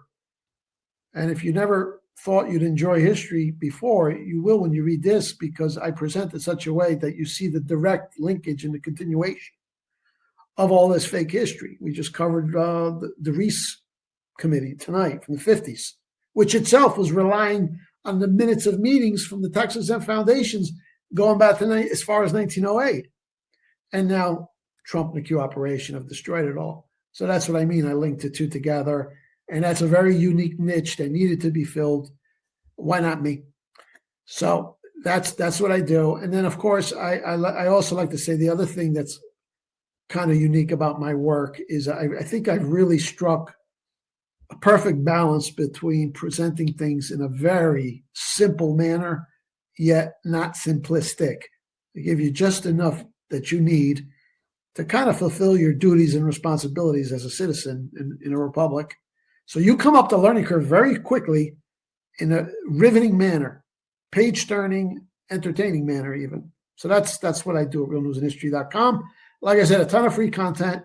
What you really want, if you really want to get a grasp on this history and see the linkage through the centuries, from the cabal to the founding of the cabal to the modern day, you want to look at my books and PDFs. There's 34 in all. Most economical if you want the whole shebang. You could get the normally it's $29 for 34. For my birthday sale, it's $20 plus the anti-New York Times bulletins delivered to your inbox. There's like 4 or 5 of those a week. Yep. And that's what we discuss here. You'll be getting them in advance. A lot of you guys already have that. That's okay. Give me a birthday gift anyway. Just go to the donate page, minimum $20 for this package. And I'm also allocating a portion of your proceeds towards expanding the reach of the site. We've got to get this out to more normies and more MAGA normies, simply because nobody else is doing this. And I really think it's important to learn history in this way. So it's critical. Are you boosting the content on X? How are you doing that? Well, I've got at X, I'm at tomatobubble.com, but they have a feature where you could promote certain posts. And I'm finding it's getting a lot of exposure. And people start kicking the tires, and then they get on my free mailing list and they circulate. So that's, I think, a very good means to spreading this is the promoted posts feature on X. On Twitter. Yeah, it doesn't necessarily manifest a return. It might be in the long term in terms of financials, but it's getting it in front of the eyes of people who are not already in the choir. Too oftentimes we just talk amongst ourselves in the echo chamber. Actually, it's more like an echo indoor football stadium now. Oh, but nonetheless, we want to reach out, and I think more and more each week as elements of these exposures come out, more and more people are going to be interested. Yep. And I think that's going to happen real soon. Don't expect big bombs next week when the Epstein files come out. But I do expect, and actually I have an article going out tonight, I expect some interesting stuff and drips. It's going to be a process, you see? I agree. So that's my website, realnewsandhistory.com. Please have a look at it, check it out, support my work. Second element of the operation now is my Rumble channel, and that's very easy to find me there. Just search Mike King. This is mine. Hold on a minute. Let me go to for the channel. I mean, if you put Mike King, you're probably going to get to your channel, like in terms of listing videos, because I've been on this that much. Yeah. But if you're looking for you can find the actual channel that way. And the full name is Mike King /realnewsandhistory.com. And you see all the videos I'm putting together. Usually I'm in the 20 to 30 minute range. Right now I'm up to 1990-ish. I'm completing the series, The Rise and Fall of the New World Order Cabal. I just posted episode 32. Episode 33 should be up in a while. You've got to check this out. I go back 2.5, 3 centuries, and I go decade by decade by decade with the major events and their overall significance in this cabal conspiracy. You know, it's amazing. Virtually every war, revolution, coup, assassination, economic calamity, etc., in one way or another ties into this Rothschild cabal. Mm-hmm. It's It's amazing when you come to understand, for example, that the Rothschilds put Napoleon out of business, and then they opened up a major bank in France as soon as he was exiled. Mm-hmm. And then those same Rothschilds, you see them to this day, like Lady the Rothschild is mentioned in the Q posts. Directly threatened by Q, by the way. We can hear you breathing, right? We can hear you and your family breathing. Yeah. And we've come this you want to watch in sequential order, sequential historical order. You build that foundation. And you go to the playlist, you'll see them. I got all the playlists. Yep. You go from 1 to 33, and you'll want to binge watch these. So, I mean, this is like a graduate level education, folks, that you're getting. Absolutely incredible. And I've been watching this series as well, and it blows me away how succinctly you're able to put this all together for people and make it stick. I say that all the time. It's truly incredible. But yeah, folks, if you haven't watched this series, you really should. And like Mike said, start in sequential order. And I was about to say that, isn't it interesting? You said that all of this stuff was tied into the Rothschilds. And now as we're coming full circle towards the end of this operation, like we mentioned a little bit earlier, every conversation now centers around Israel. Right. And eventually, we're just going to go right up the food chain there as saving Israel for last. That's what it meant. That's right. And remember what Hitler wrote in Mein Kampf.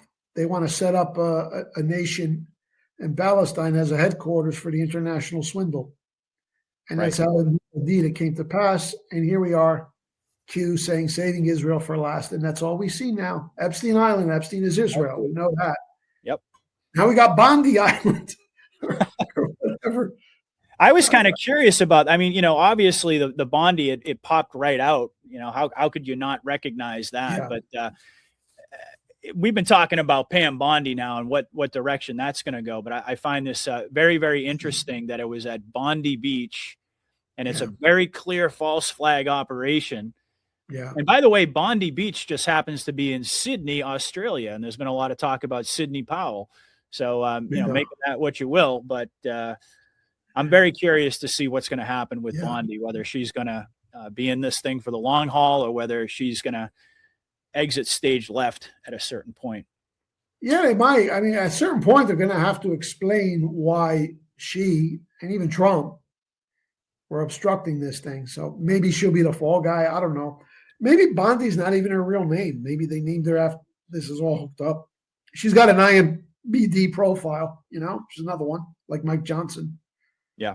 So who knows? Yeah, we'll see.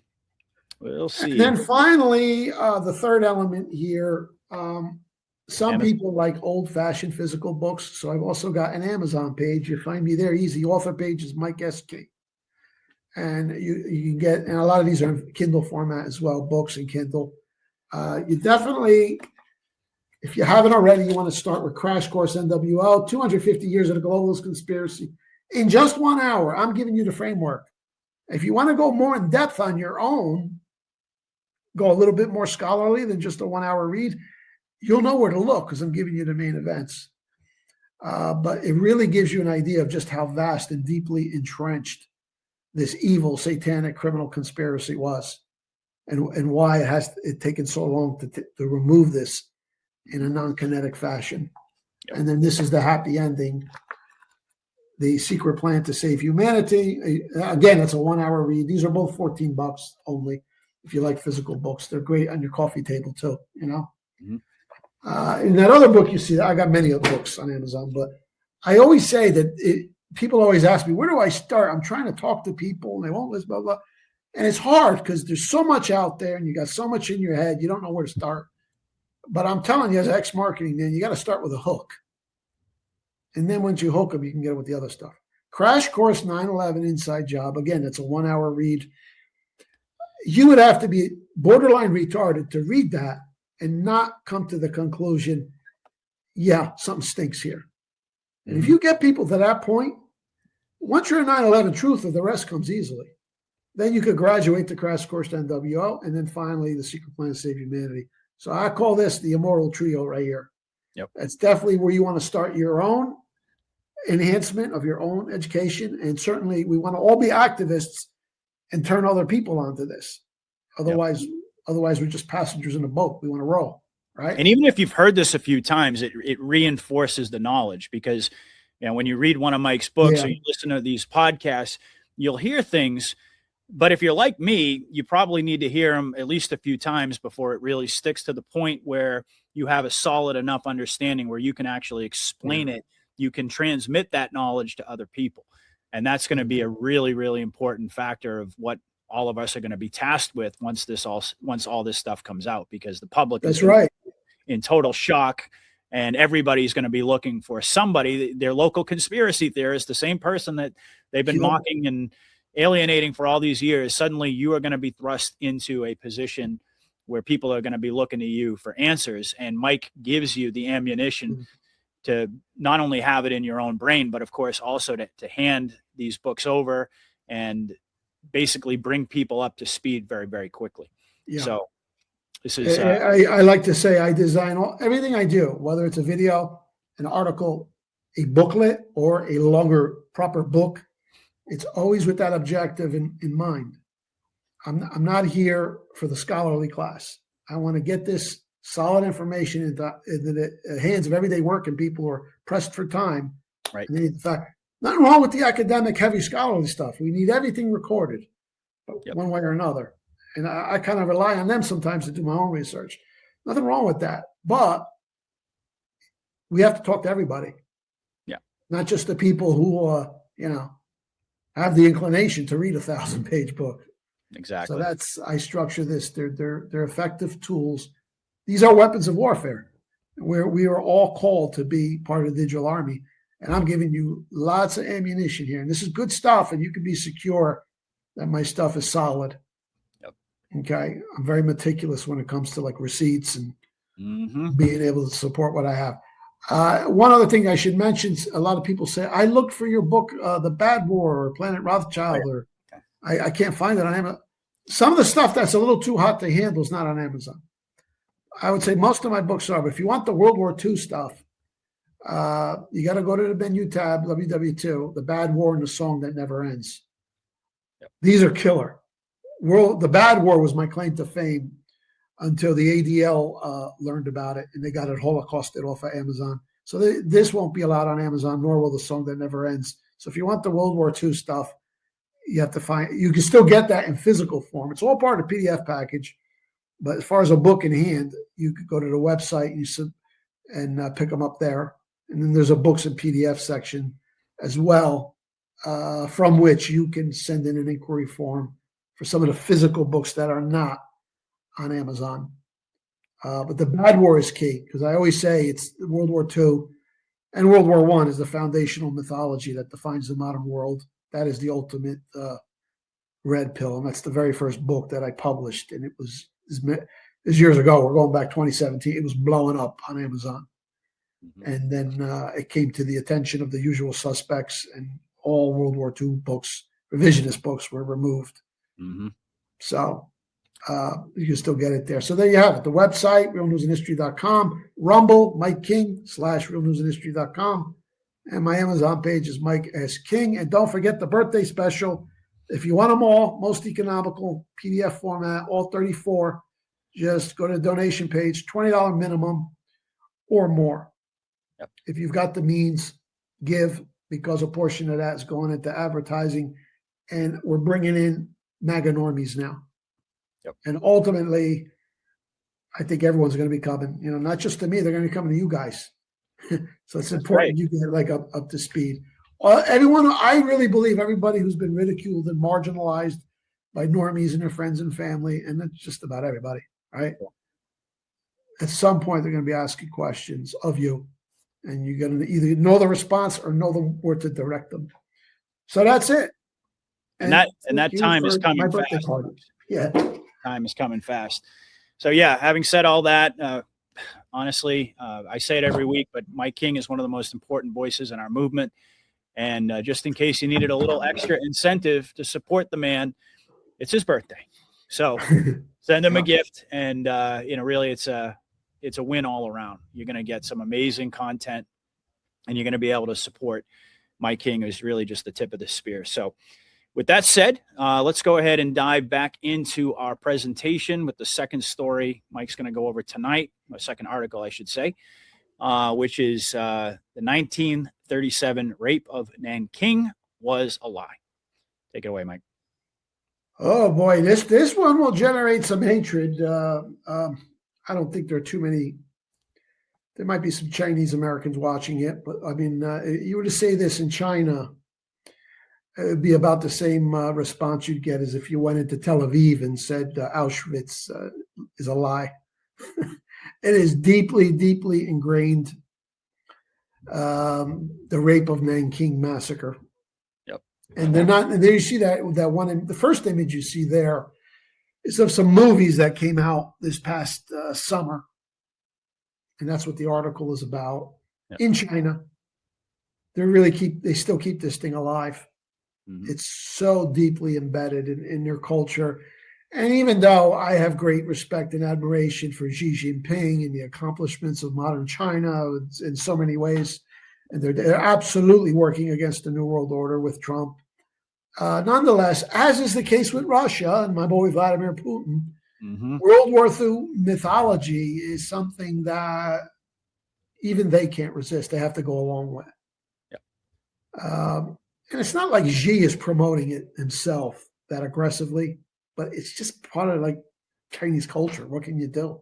You know? Well, Trump does the same thing with all the lies about history in the U.S. I mean, there are some things that it's just too premature at this point for them to start chipping away at that stuff. But like you've said many times, once we have that big icebreaker moment, and it sends off these little, a million fissures in all these different directions, at that point, the ground becomes fertile for people to have an entirely new understanding about the past.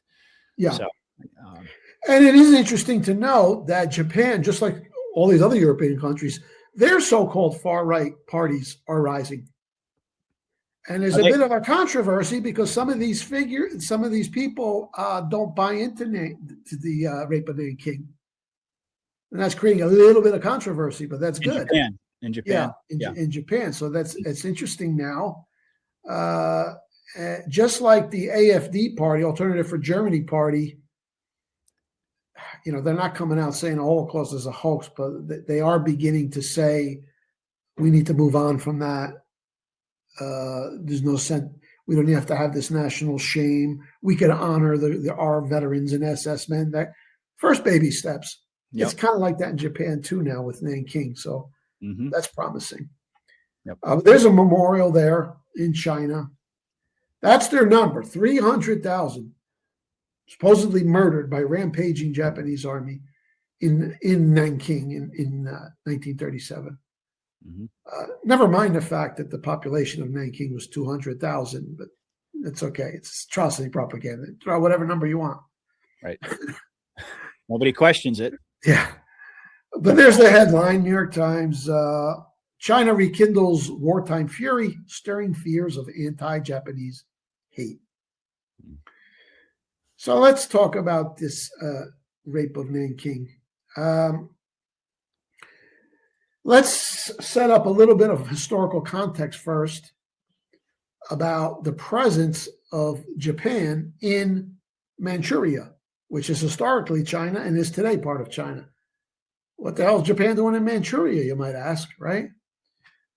Well, Manchuria, China wasn't always united, and it was exploited, and you had the opium wars with the British, this and that. At one point, Russia took control of ports in Manchuria. Then you had the Russo-Japanese War, which behind the scenes was instigated by Teddy Roosevelt using Japan as a proxy to make war against imperialist Russia. Yep. But out of that deal is Teddy Roosevelt. He won a Nobel Prize for this, 1905, Treaty of Portsmouth. Teddy essentially took Manchuria, or parts of Manchuria, key parts and ports, and gifted it to Japan. He spoke very highly about Japan. Japan is a growing country, a great civilization. They're going to bring progress to the region, blah, blah. So that's how Japan came to have jurisdiction over Manchuria. It went from Russia. It didn't go from China to Japan. It went from Russia to Japan. Now, of course, a lot of Chinese at the time were butthurt over this because, hey, it's historically Chinese. Then it went to Russia. It should come back up, but it went to Japan. So things are a little complicated. But as always the case, so many of these global hotspots were created by the globalists. Mm-hmm. So maybe Teddy at the time should have intervened and said, well, let these ports go to China. But no, he gave it to Japan, and that set the stage for future conflict between Japan and China. So they did not invade China. They were in Manchuria, thanks to Teddy Roosevelt. And while they were there, later on, when the communist rebels start in the 1930s, Japan was seen as a bulwark against communist expansion in Asia. Mm-hmm. The second point there, the leader of China is the nationalist Chiang Kai-shek. And he, during the 1930s, is engaged in a civil war against the communist rebels who were led by Mao Zedong, who's being supported by Joe Stalin. And Chiang Kai-shek is suppressing them. So it's a long, drawn-out civil war. Clearly, the communists are the underdogs, but they're creating big problems. It's a long, drawn-out guerrilla fight. Mm-hmm. Now, Chiang Kai-shek, like the Japanese, he's very anti-communist. And this is interesting because he's our great ally against Japan during World War II. But up until that point, Chiang Kai-shek wanted good relationship with Japan. And there were many people in the Japanese government, I guess the equivalent of their parliament, they were pro-Japanese. A lot of people in China, even some of the population themselves, a faction in the government, they saw Japan not only as a brotherly nation, but also as this is the country that beat the Russian Empire in a war in 1904, 1905. It's just like, wow, they're the only ones that ever beat the Europeans. So they kind of saw them as a leader, being able to resist both communist expansion, but also being bullied by the Western globalists. So a lot of people in China were pro-Japanese. And presumably they were anti-communist, right? And they were anti-communist. Chiang Kai-shek was anti-communist. Right. And then, of course, the communists had their supporters too. Right. But Chiang Kai-shek, when he was younger, he belonged to Pan-Asian societies. And Pan-Asians essentially believe Asia for Asia. Asia for They've Asia. been under colonialism and influence and even exploitation by the British, by the Dutch. So it wasn't so much an anti-Western thing as it was an independent thing, Asia for the Asians. And this transcended. You could be from Burma, you could be from Thailand, you could be Japanese, Chinese, but you were Pan-Asian. So he was a member of Pan-Asian society, Chiang Kai-shek. So in short, Chiang Kai-shek doesn't want to go to war with Japan. Mm-hmm. He sees Japan as a potential ally, as an ally. He's got a lot of pro-Japanese in his government. His main focus is to crush these communist rebels led by Mao Zedong. So how the hell did Chiang Kai-shek ever get hooked up in this war with Japan then? Well, there's a story there. Good question. Yeah. Yeah. Big story. Totally erased from history.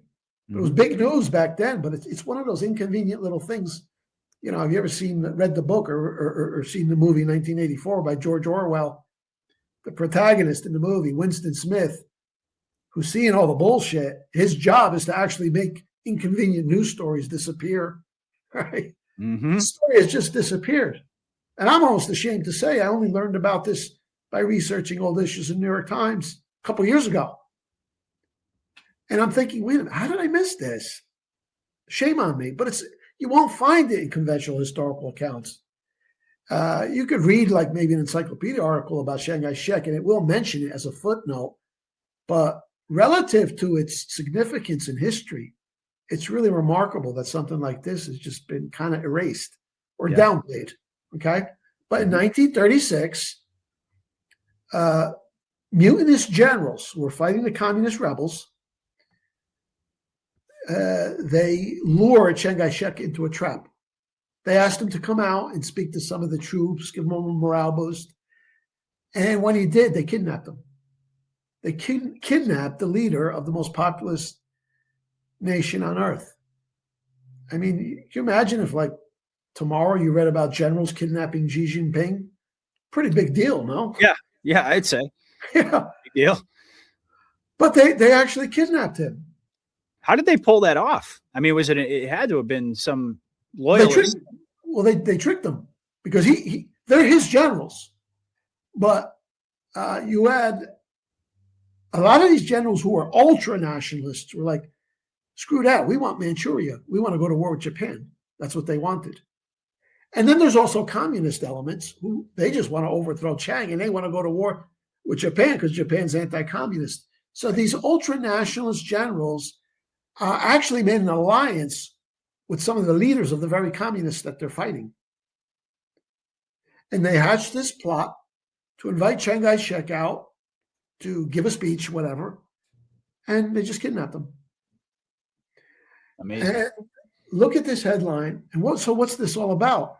Well, New York Times of the day is telling you what it's all about. It was kind of like, it was openly known that there were elements in China who were anti-Japanese, and then there were elements in China who were pro-Japanese. And then you have the communists all together. So that's the way the situation was. But look at this headline, New York Times. Chiang Kai-shek is prisoner of mutinous Shenxi troops demanding war on Japan. Oops. Tokyo sees a danger in the Chinese rebellion. I bet the Times wishes they could go back and remove that little thing. But then again, who's going back in the archives other than this crazy guy right here? I was going to say, that's why we need you, Mike. Yeah. And that's what it was. So they held him and they basically said, look, you MFer, we're not fighting the communists no more. You're going to pick a fight with Japan. And they made that deal and they released him. And this is 1936. This is late 1936. Okay? Okay. So let's see what happens next. Chiang is released from captivity, and he had agreed to stop fighting the Chinese communists and go to war with Japan instead over control of Manchuria. Chiang accepted the deal made under duress. And while he was captive, Zhou Enlai, who was like second in command of Mao Zedong, they brought him in to talk to Chiang, these ultra-nationalist generals. So can you believe it? The very communist who's out to overthrow your country, and these ultra-nationalist generals bring him in, and this is the deal. And they presented it in such a nice way that this will actually unite the country. And the deal was the communists who are fighting now, they're going to be under your command, Chiang. They're going to fight for you, and this will unify us all. And indeed, during World War II, it was a unified command. And you can guess what happened the moment World War II ended, as far as those bedfellows went, right? Oh, yeah. Oh, yeah. And he made that deal. Now, how do I know he made that deal? Because the terms are actually secret, and that second headline tells you terms are secret. But subsequent events made it clear what happened. So there's the subsequent Times headlines. General Chiang is freed, arrives in Nanking, ex-captor on the way. So now the country's celebrating. Chiang is free. And here's the subheadline. Terms are secret. Terms of what? Well, they made a deal to let him go. What were those terms, though? Well, we know what those terms were. The Japanese knew it all along. And the New York Times had let it slip in that prior headline. They demand war on Japan. Chiang is held to be virtual captive, going to, quote, face the music. So in other words, he's been released, but he's still a captive. What does that mean? Well, he's a political captive. I'm telling you right there. The dictator shows strain. Japan hears he will give up power. It's a little blurry. Give up posts. Give up posts. While General Chiang goes into permanent exile. Yeah. China acclaims the release. And then eventually he's restored as the commander. Yeah. So everything is set now. The communists are going to fight under his command along with the previous nationalist generals. And so this is only a few months later. This is like 5 months later, July 1937. The Chinese engineered a pretext for war with something called the Marco Polo Bridge incident. The last thing Japan wants is a war. So they're at a bridge and there's some shots fired, and this is the pretext. Oh, Japan, the aggressor. No, this is the dirty deal that the generals made that they imposed upon Chiang. And I think ultimately the only reason Chiang really accepted this is I think he bought into the idea that if the communists fight under my command, they'll be loyal. Unify the country. Yeah, right. Okay. Yeah. And right away, who takes sides with China? The United States president, Roosevelt, would start assisting China. This came to be viewed as a convenient proxy war against the Japanese empire. Japanese, anti-communist, anti-New World Order, getting too big for their britches out in Asia. They're very strong. All the globalists loved Japan when they beat the Tsar. They loved him. Yeah, they loved him. Yeah. You know, their ships were made in Liverpool. They gave Jacob Schiff a freaking medal after the 1905 war to honor him for his support, all the money he gave to the Japanese. As soon as the Tsar was toppled and later killed, all of a sudden it's Japan bad.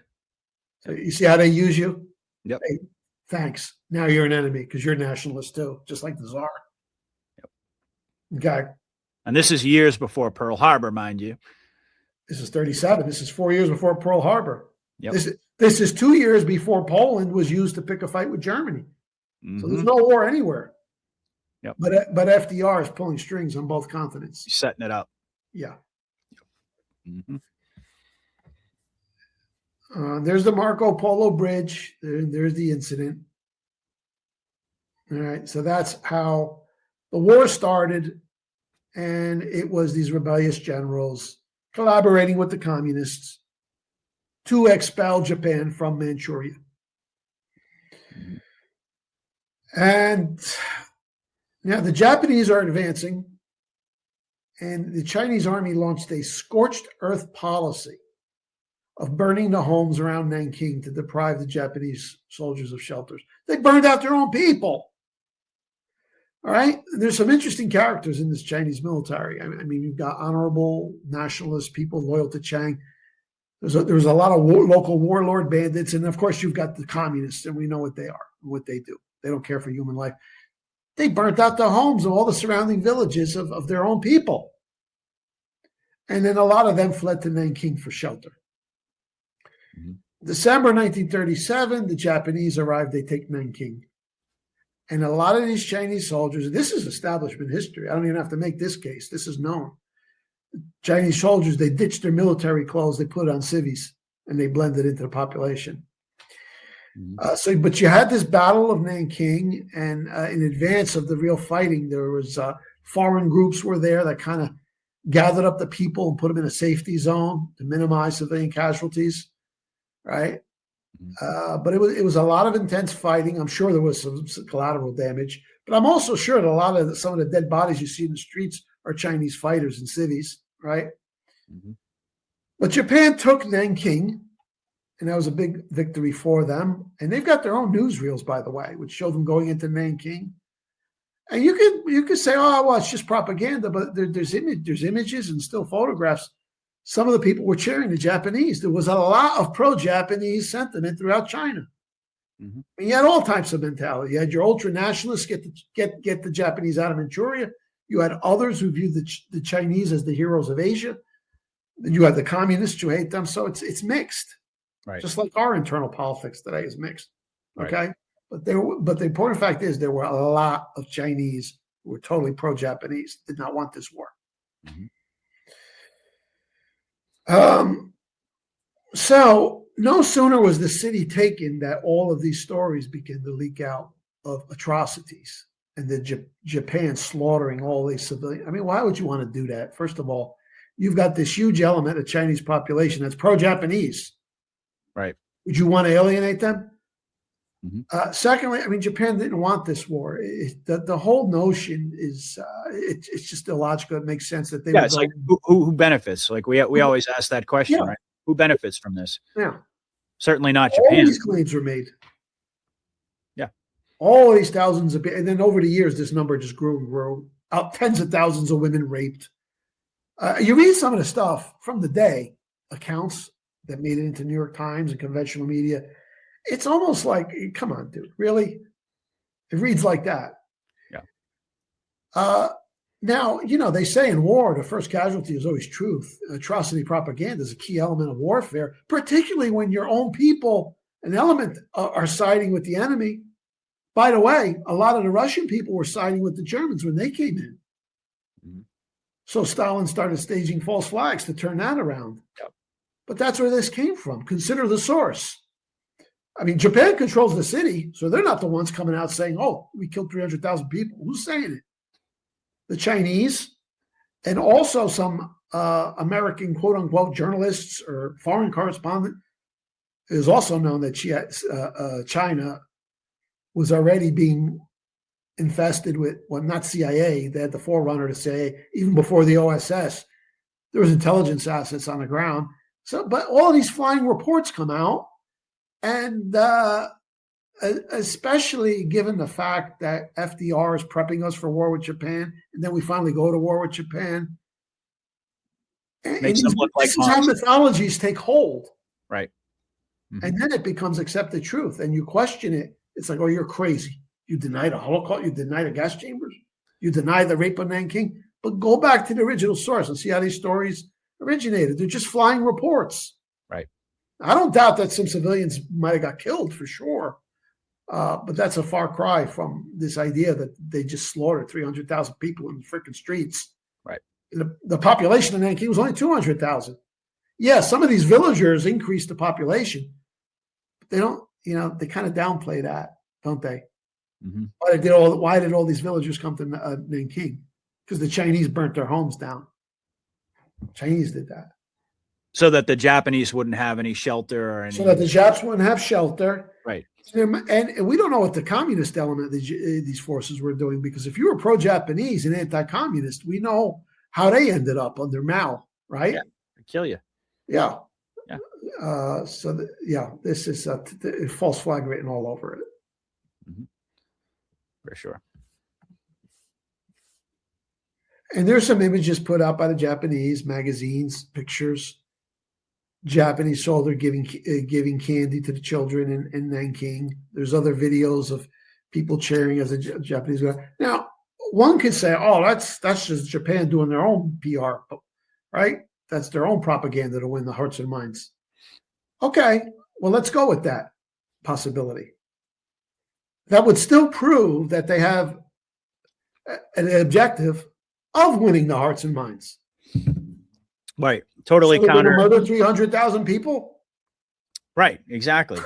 So it doesn't make sense, right? It doesn't. No, the two can't. No, they would do just the opposite. If the intention was to terrorize the Chinese into submission, they would be showing pictures of children being tortured and say, "This is you're next if you don't submit." Right? No. Right. But this is these are similar to the images that come out of Eastern Europe or Ukraine and Russia of like German troops, helping the people. There's testimonies of people, the Germans were here, they helped us with our farm, etc. But that got spun by the Soviets that they were killing all the villagers in the countryside. Yep. So again, these images are totally inconsistent with the story of the rape of Nanking. Even if you do dismiss them as propaganda, it shows that they were out to win the hearts and minds. They're not going to be so stupid to commit an atrocity like this that your enemies could use against you. Why? No. You control the city. Exactly. Yeah. Who benefits? Yeah. Who benefits? Yeah. Absolutely. All right. Let's see what I got here. All right. Oh, here we go again. The paper of record. Once stuff appears in the paper of record, well, that's it. The record at that point. That's what I talk about. Fake history is fake news in the rearview mirror. Mm-hmm. So this is just several days after. This is December. Can you read the date on that? 11th. December 13th, it looks like. 13th. Okay. Yeah. 1936. Nanking was captured on the 11th. So this is right after. Look at these headlines. U.S. naval display reported likely, unless Japanese guarantees our rights. Well, right there is telling you we weren't neutral. This is 1937, 4 years before Pearl Harbor, almost to the day. And FDR is bullying Japan already. Tells you right there. Mm-hmm. Yep. U.S. naval display. And this is what they would do. They would send over their destroyers, cruise into Japanese waters as a show of intimidation, provocation. Okay? So that tells you a lot right there. But the third line, butchery marked the capture of Nanking. Boom. How do they know? This is 2 days later. They're taking these stories just like they did when the Soviets put out their report on Auschwitz after the Germans had surrendered. Remember we talked about that? And they ran with it right away without vetting the story. Did the same thing in Nanking. Well, now it's got to be true. It's a New York Times headline. Butchery marked capture of Nanking. You could pretty much reverse everything in that headline. But this is huge. This is huge because this is taken as historical proof when it's not. And did Japan have a counteroffensive, if you will, in terms of the spin on this? Because the reason I ask is because in the case of Auschwitz, we know that story came out literally right after Germany unconditionally surrendered and they couldn't respond. So I'm kind of curious, did Japan push Well, back? I'm not aware of any direct response. I suspect there was, but they do have those images, and they put out newsreels of the liberation of Nanking. And it was a big part of their program to show, look what we're doing for the people. We're not here to harm people. So you see this consistently throughout their communications and propaganda. Whether they specifically said you're lying about Nanking, I don't know. But in the general sense, they made it known that they were there and they want to be friends and help the Chinese people. They did that constantly throughout the war. Mm. Now, is there any historical record that, or has anyone really done a dive into the numbers that they claim, the 300,000? I'm curious because, I mean, we know that the communists, they certainly engaged in these atrocities. Oh, yeah. So is it likely, is it possible that they were the ones who actually killed a bunch of their own citizens? Your so-called Japanese revisionists, I think a better term is correctionist historians. I don't like they make that claim that the Chinese killed many civilians, but the number is absurd. The number is absurd, but the numbers vary. Even the population, the actual population figures of Nanking vary. Some say as low as 140, and then some say it was 200,000. That's total population. Yeah. You're talking about annihilating the entire population if those numbers were true. Yeah. I mean, you're just slaughtering every man, woman, and child in the street. Yeah. And it doesn't make sense. And then what happens is they set up a new Chinese state within a state, centered in Nanking, which is a major city. And the head of that state is a Chinaman who was always pro-Japanese. Mm. So you're going to have a Chinese guy, and he was like well regarded within China, is going to come there and set up the capital in the city after you just slaughtered 300,000 of his people. You know. So that's what Japan did. Now, the fake historians will dismiss this. Well, it was a puppet state of Japan, just like Manchukuo. No, they weren't puppet states. They were their own states, but Japan put in there people who were friendly to Japan. But they didn't tell them how to run their internal policies, you see. Right. So this new Chinese republic was centered in Nanking, run by Chinese. Mm-hmm. So it doesn't make any sense at all. No. Especially when there were so many Chinese people in the Chinese government, in the population at large, who didn't want this war. So now you're going to give their adversaries now an excuse to say, see what Japan does? It doesn't make any sense at all. It's preposterous. And had it not been for FDR, they feared that Chiang himself, now that he's head of the military, that he was going to turn and end the war. They get propping him up. But it's clear Japan saw the Chinese as their brothers. Mm-hmm. And they had a vision, as did many people in China, Thailand, Burma, all throughout Asia for Asians, Pan-Asianism. We're not the colony of the West. Mm-hmm. So, and then in August of 1941, we fast forward. Now we're approaching Pearl Harbor. Japan blamed the international aggression and propaganda being aimed at her as really intense by this time, because FDR needs to drag us into the war, and quick, because the Soviet Union is on the ropes. Okay. Mm. So Japan warns that the US, the UK, and China are part or serving a Jewish plot, which, working through the Roosevelt administration, prodded and armed China to keep the war going. And that's true. They opened up the Lend-Lease program. There was even there were intelligence assets over there. China was not strong enough to resist and win a war against the Japanese. I mean, they had unlimited manpower, but they didn't have the capabilities of the Japanese. This war should have ended, because the whole time, this is perfectly analogous to what's going over in Europe, where Germany's winning, yet they're begging for peace with nothing in return. They don't want anything in return. They just stop the war. Japan it's all in my book, Japan's War on Self-Defense. The receipts are in there. Japan's pleading with China. Cut it out. We don't want this. And then they're even appealing to the United States. Can you talk to China? But It was FDR. It's basically the same thing Hitler was doing. Exactly. It's really interesting how the war in Europe and the war in the Asian Pacific parallel each other. Yeah. In terms of the manipulation of the public and how it's just left out of the history books. I mean, can you imagine you're winning a war and you're pleading with your adversary, stop the war. Oh, no. Oh, by the way, we don't want anything. We don't want money. We don't want representation. We don't want land. We just want to go home. Just want to stop. Yeah. Right. And that's how it was. We just want to go back to the way it was before the war and be friends. Nobody can deny that, you know? And both Japan and Germany were pointing to the same usual suspects that were behind this whole thing. Yes, they were. It was quite obvious. Imagine that. And all right. On the next panel, we've got some more receipts. Headline, Japanese see a tricky plot in the 8-point program. That refers to the Atlantic Charter. Churchill and FDR met off the coast of Newfoundland on a ship. And we're supposed to be neutral, but they came out there proclaiming that the objective is the defeat of the fascist nations and their disarmament. Well, how are you going to do that? I mean, right, exactly. How are you going to do that? Is Britain going to do that?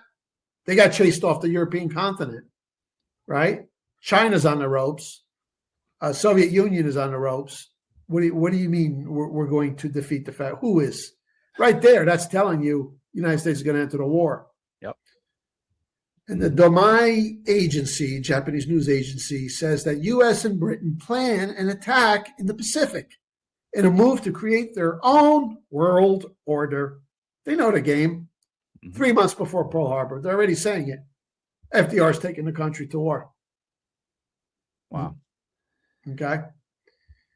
And look at what it says. I don't know if you're going to read some. You're going to read some of the article too. I'm actually reading it while you're talking here. But it says Jews reelected Roosevelt. Well, that's actually not the same article. That's another article in the interior page. Japanese see a Jewish plot, and yeah, you could read that if you want. Is that the one you're talking about? Yeah. It says Jews reelected Roosevelt for a third term. It said, Jews coaxed Churchill to war against Germany. Jews are also backing Stalin. Jews are conspiring to overthrow world ruling powers.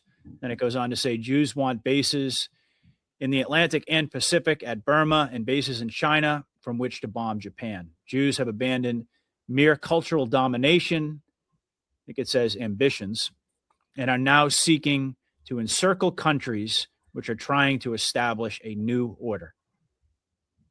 Wow. Japan noticed. They sure did. Yeah. They sure did.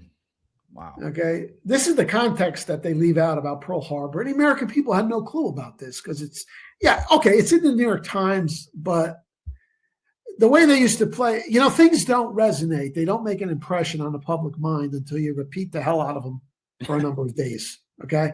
Mm-hmm. Right. So they'll put, the New York Times will put these truth gems in here and there in the paper, and it would kind of be obfuscated because it's outnumbered like 10-1 by the conventional story of Japan bad, you see. Right. So that's how they played the game back then. But if you can look past the manipulation and just pick out these truth gems, this is where the value is. It's telling you right there. The Japanese understood there was a New World Order conspiracy. And who was behind it? And who was behind it. And again, always ties back to the modern day, the Q operation. You understand how monumental and historic this stuff is. Yep. All right. I think we had one more panel here. I think there's one more. Okay, a couple more bullet points. Roosevelt and his inner circle deliberately provoked Japan into justifiably attacking the naval base at Pearl Harbor, December 1941.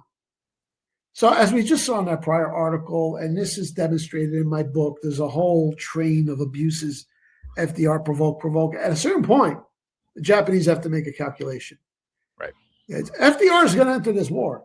Even if he doesn't get a declaration, he'll just enter it. Just like Wilson got us into World War I. We can wait till it comes on our doorstep, or we could establish a defense perimeter, evict the British from Burma, evict the Americans from the Philippines and Guam, and hit Pearl Harbor, give them a black eye, and gain an early advantage at least. That was the thinking. There was another school of thought, and probably in retrospect, hindsight's always 20/20, right? That was thinking, forget about the non-aggression pact with the Soviet Union, because they're all in cahoots. We can't trust them. Let's help Germany, and let's start sinking all of these ships that are full of supplies that the U.S. is sending the Soviet Union, and let's attack the Soviet Union in the West or in the East, and maybe, surrounded like that, you can get the whole Soviet system to collapse.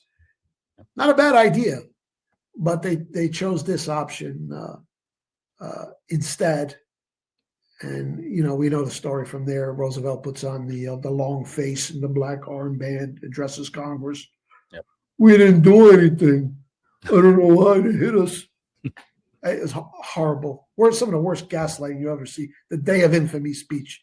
Yep. So the United States was at peace with Japan. We were trying to have talks. And look what they did. Yep.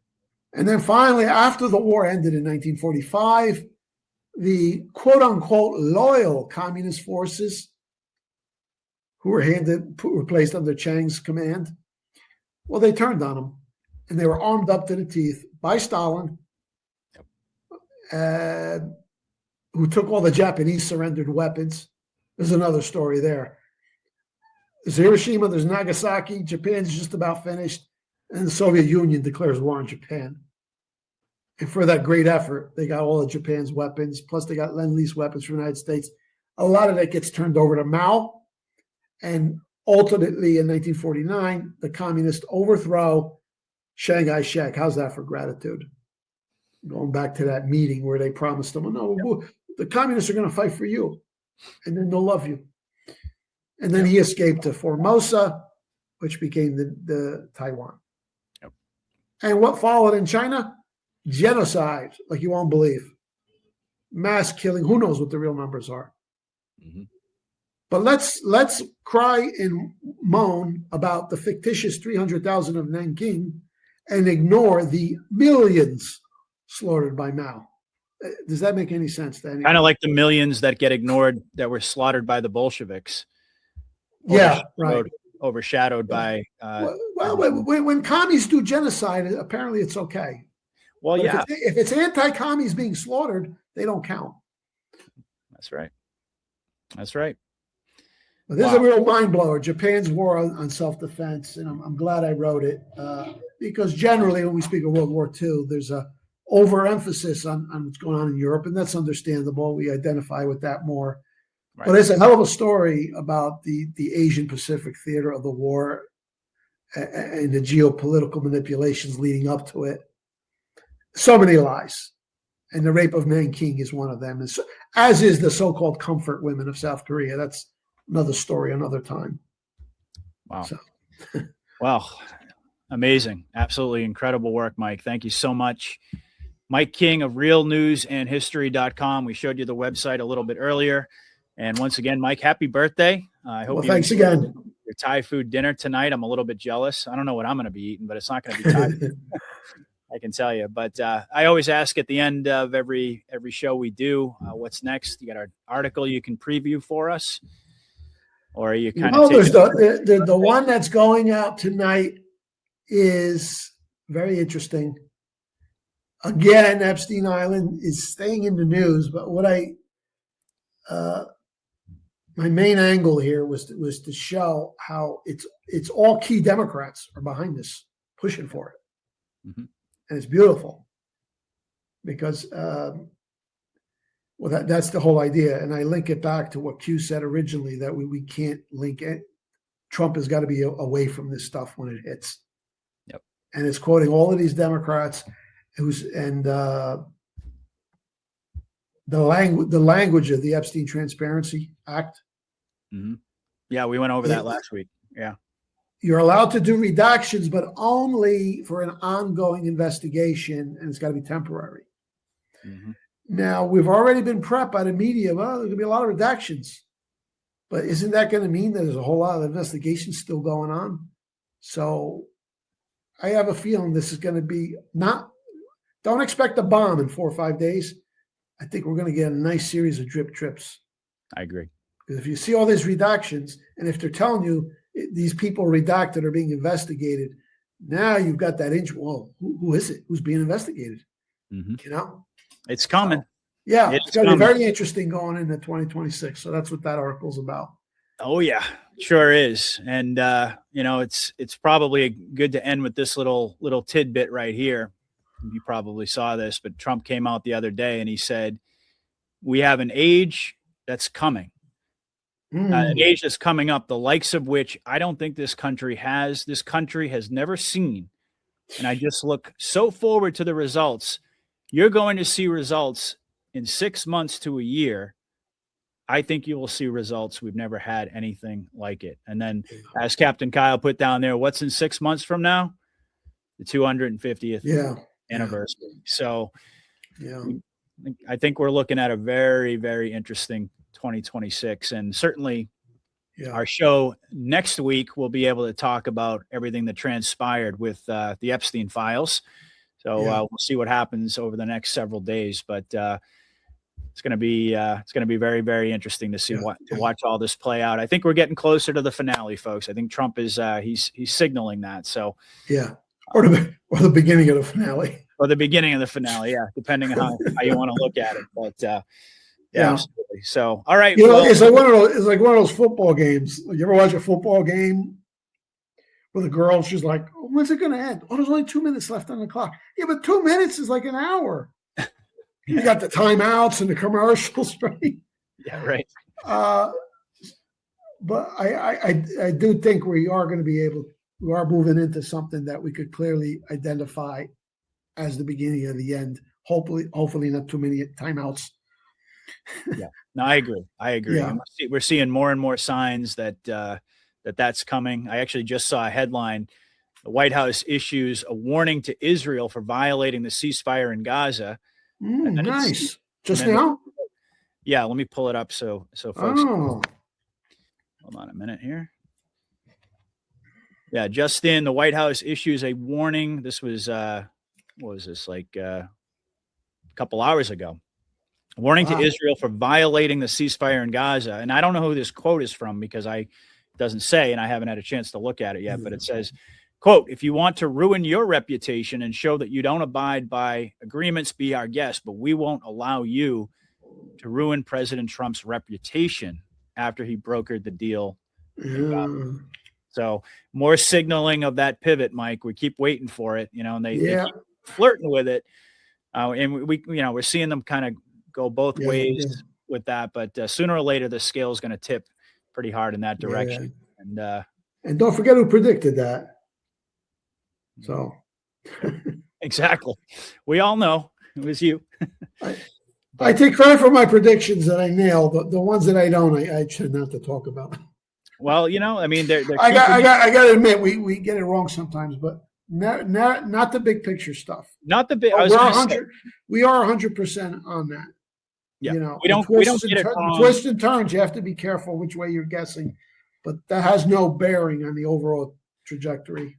I was going to say that the overall trajectory of the operation, we've never been wrong about that. We've been wrong about certain aspects about, speculating about how things are going to go, which is why we generally don't do that anymore. But in terms of the overall path that we're on, it's pretty tough to argue that the analysis of the Q-tards has been anything but spot on. So, all right, well, go ahead and enjoy. Well, thanks again. Yeah, enjoy your birthday dinner. And like I said, folks, make sure you seize this opportunity to send Mike a donation, take him up on his offer, and show some gratitude on his birthday for all the incredible work that he's done. Thank you. We really do appreciate it, Mike. And I am going to be back on, I know, Mike, you're on News Treason every Wednesday. Do you got any other interviews going on? I saw that you were on Absolute Storm the other day. I do with abs. Yeah. Not looking to add to the repertoire more. Kind of busy now with my own. Yeah, you are. You're building stuff too, but I'm finding that there's a whole nother audience to be tapped via video. Even though my stuff is really readable, just a lot of people just don't like to read. So right. Yeah. we reach them this way too. So I'm glad that I opened up this. I was doing it a few years ago. Then I got holocausted from YouTube. I got discouraged, but no, you're back full force, man. Yeah. Full force. All right. Well, we'll leave it at that. I'm going to be back later in the week. I'm going to be on redpills.tv with Jeff Spike Wong. I think you did an interview with him, didn't you? Oh, yeah. Say hello to Jeff. Yeah. Yeah. He asked me to come on. So I'm going to be on his show on Thursday. And then the following week after that, I think Dave and I are going to pre-record a show the day, I think a couple days before Christmas. And we're going to put it out on Christmas, similar to Thanksgiving. So folks out there will have something to watch. Oh, that's right. It's a Wednesday this year. Yeah. Yeah. Christmas Eve is on Wednesday, and then Christmas is Thursday. Yeah. So anyway, folks, stay tuned, and thank you everybody out there for taking the time to listen. Once again, make sure you are following both Mike and me on Rumble and X. Make sure you hit that thumbs up button if you haven't joined Rumble. Like we've been saying for several weeks now, just take a few minutes to do it. It's completely free. And let us know in the chat and in the comment section what you thought of tonight's episode. And we'll be back next Monday. Until then, God bless. Godspeed, everybody. Patriot out. Okay. Good night. Thank you.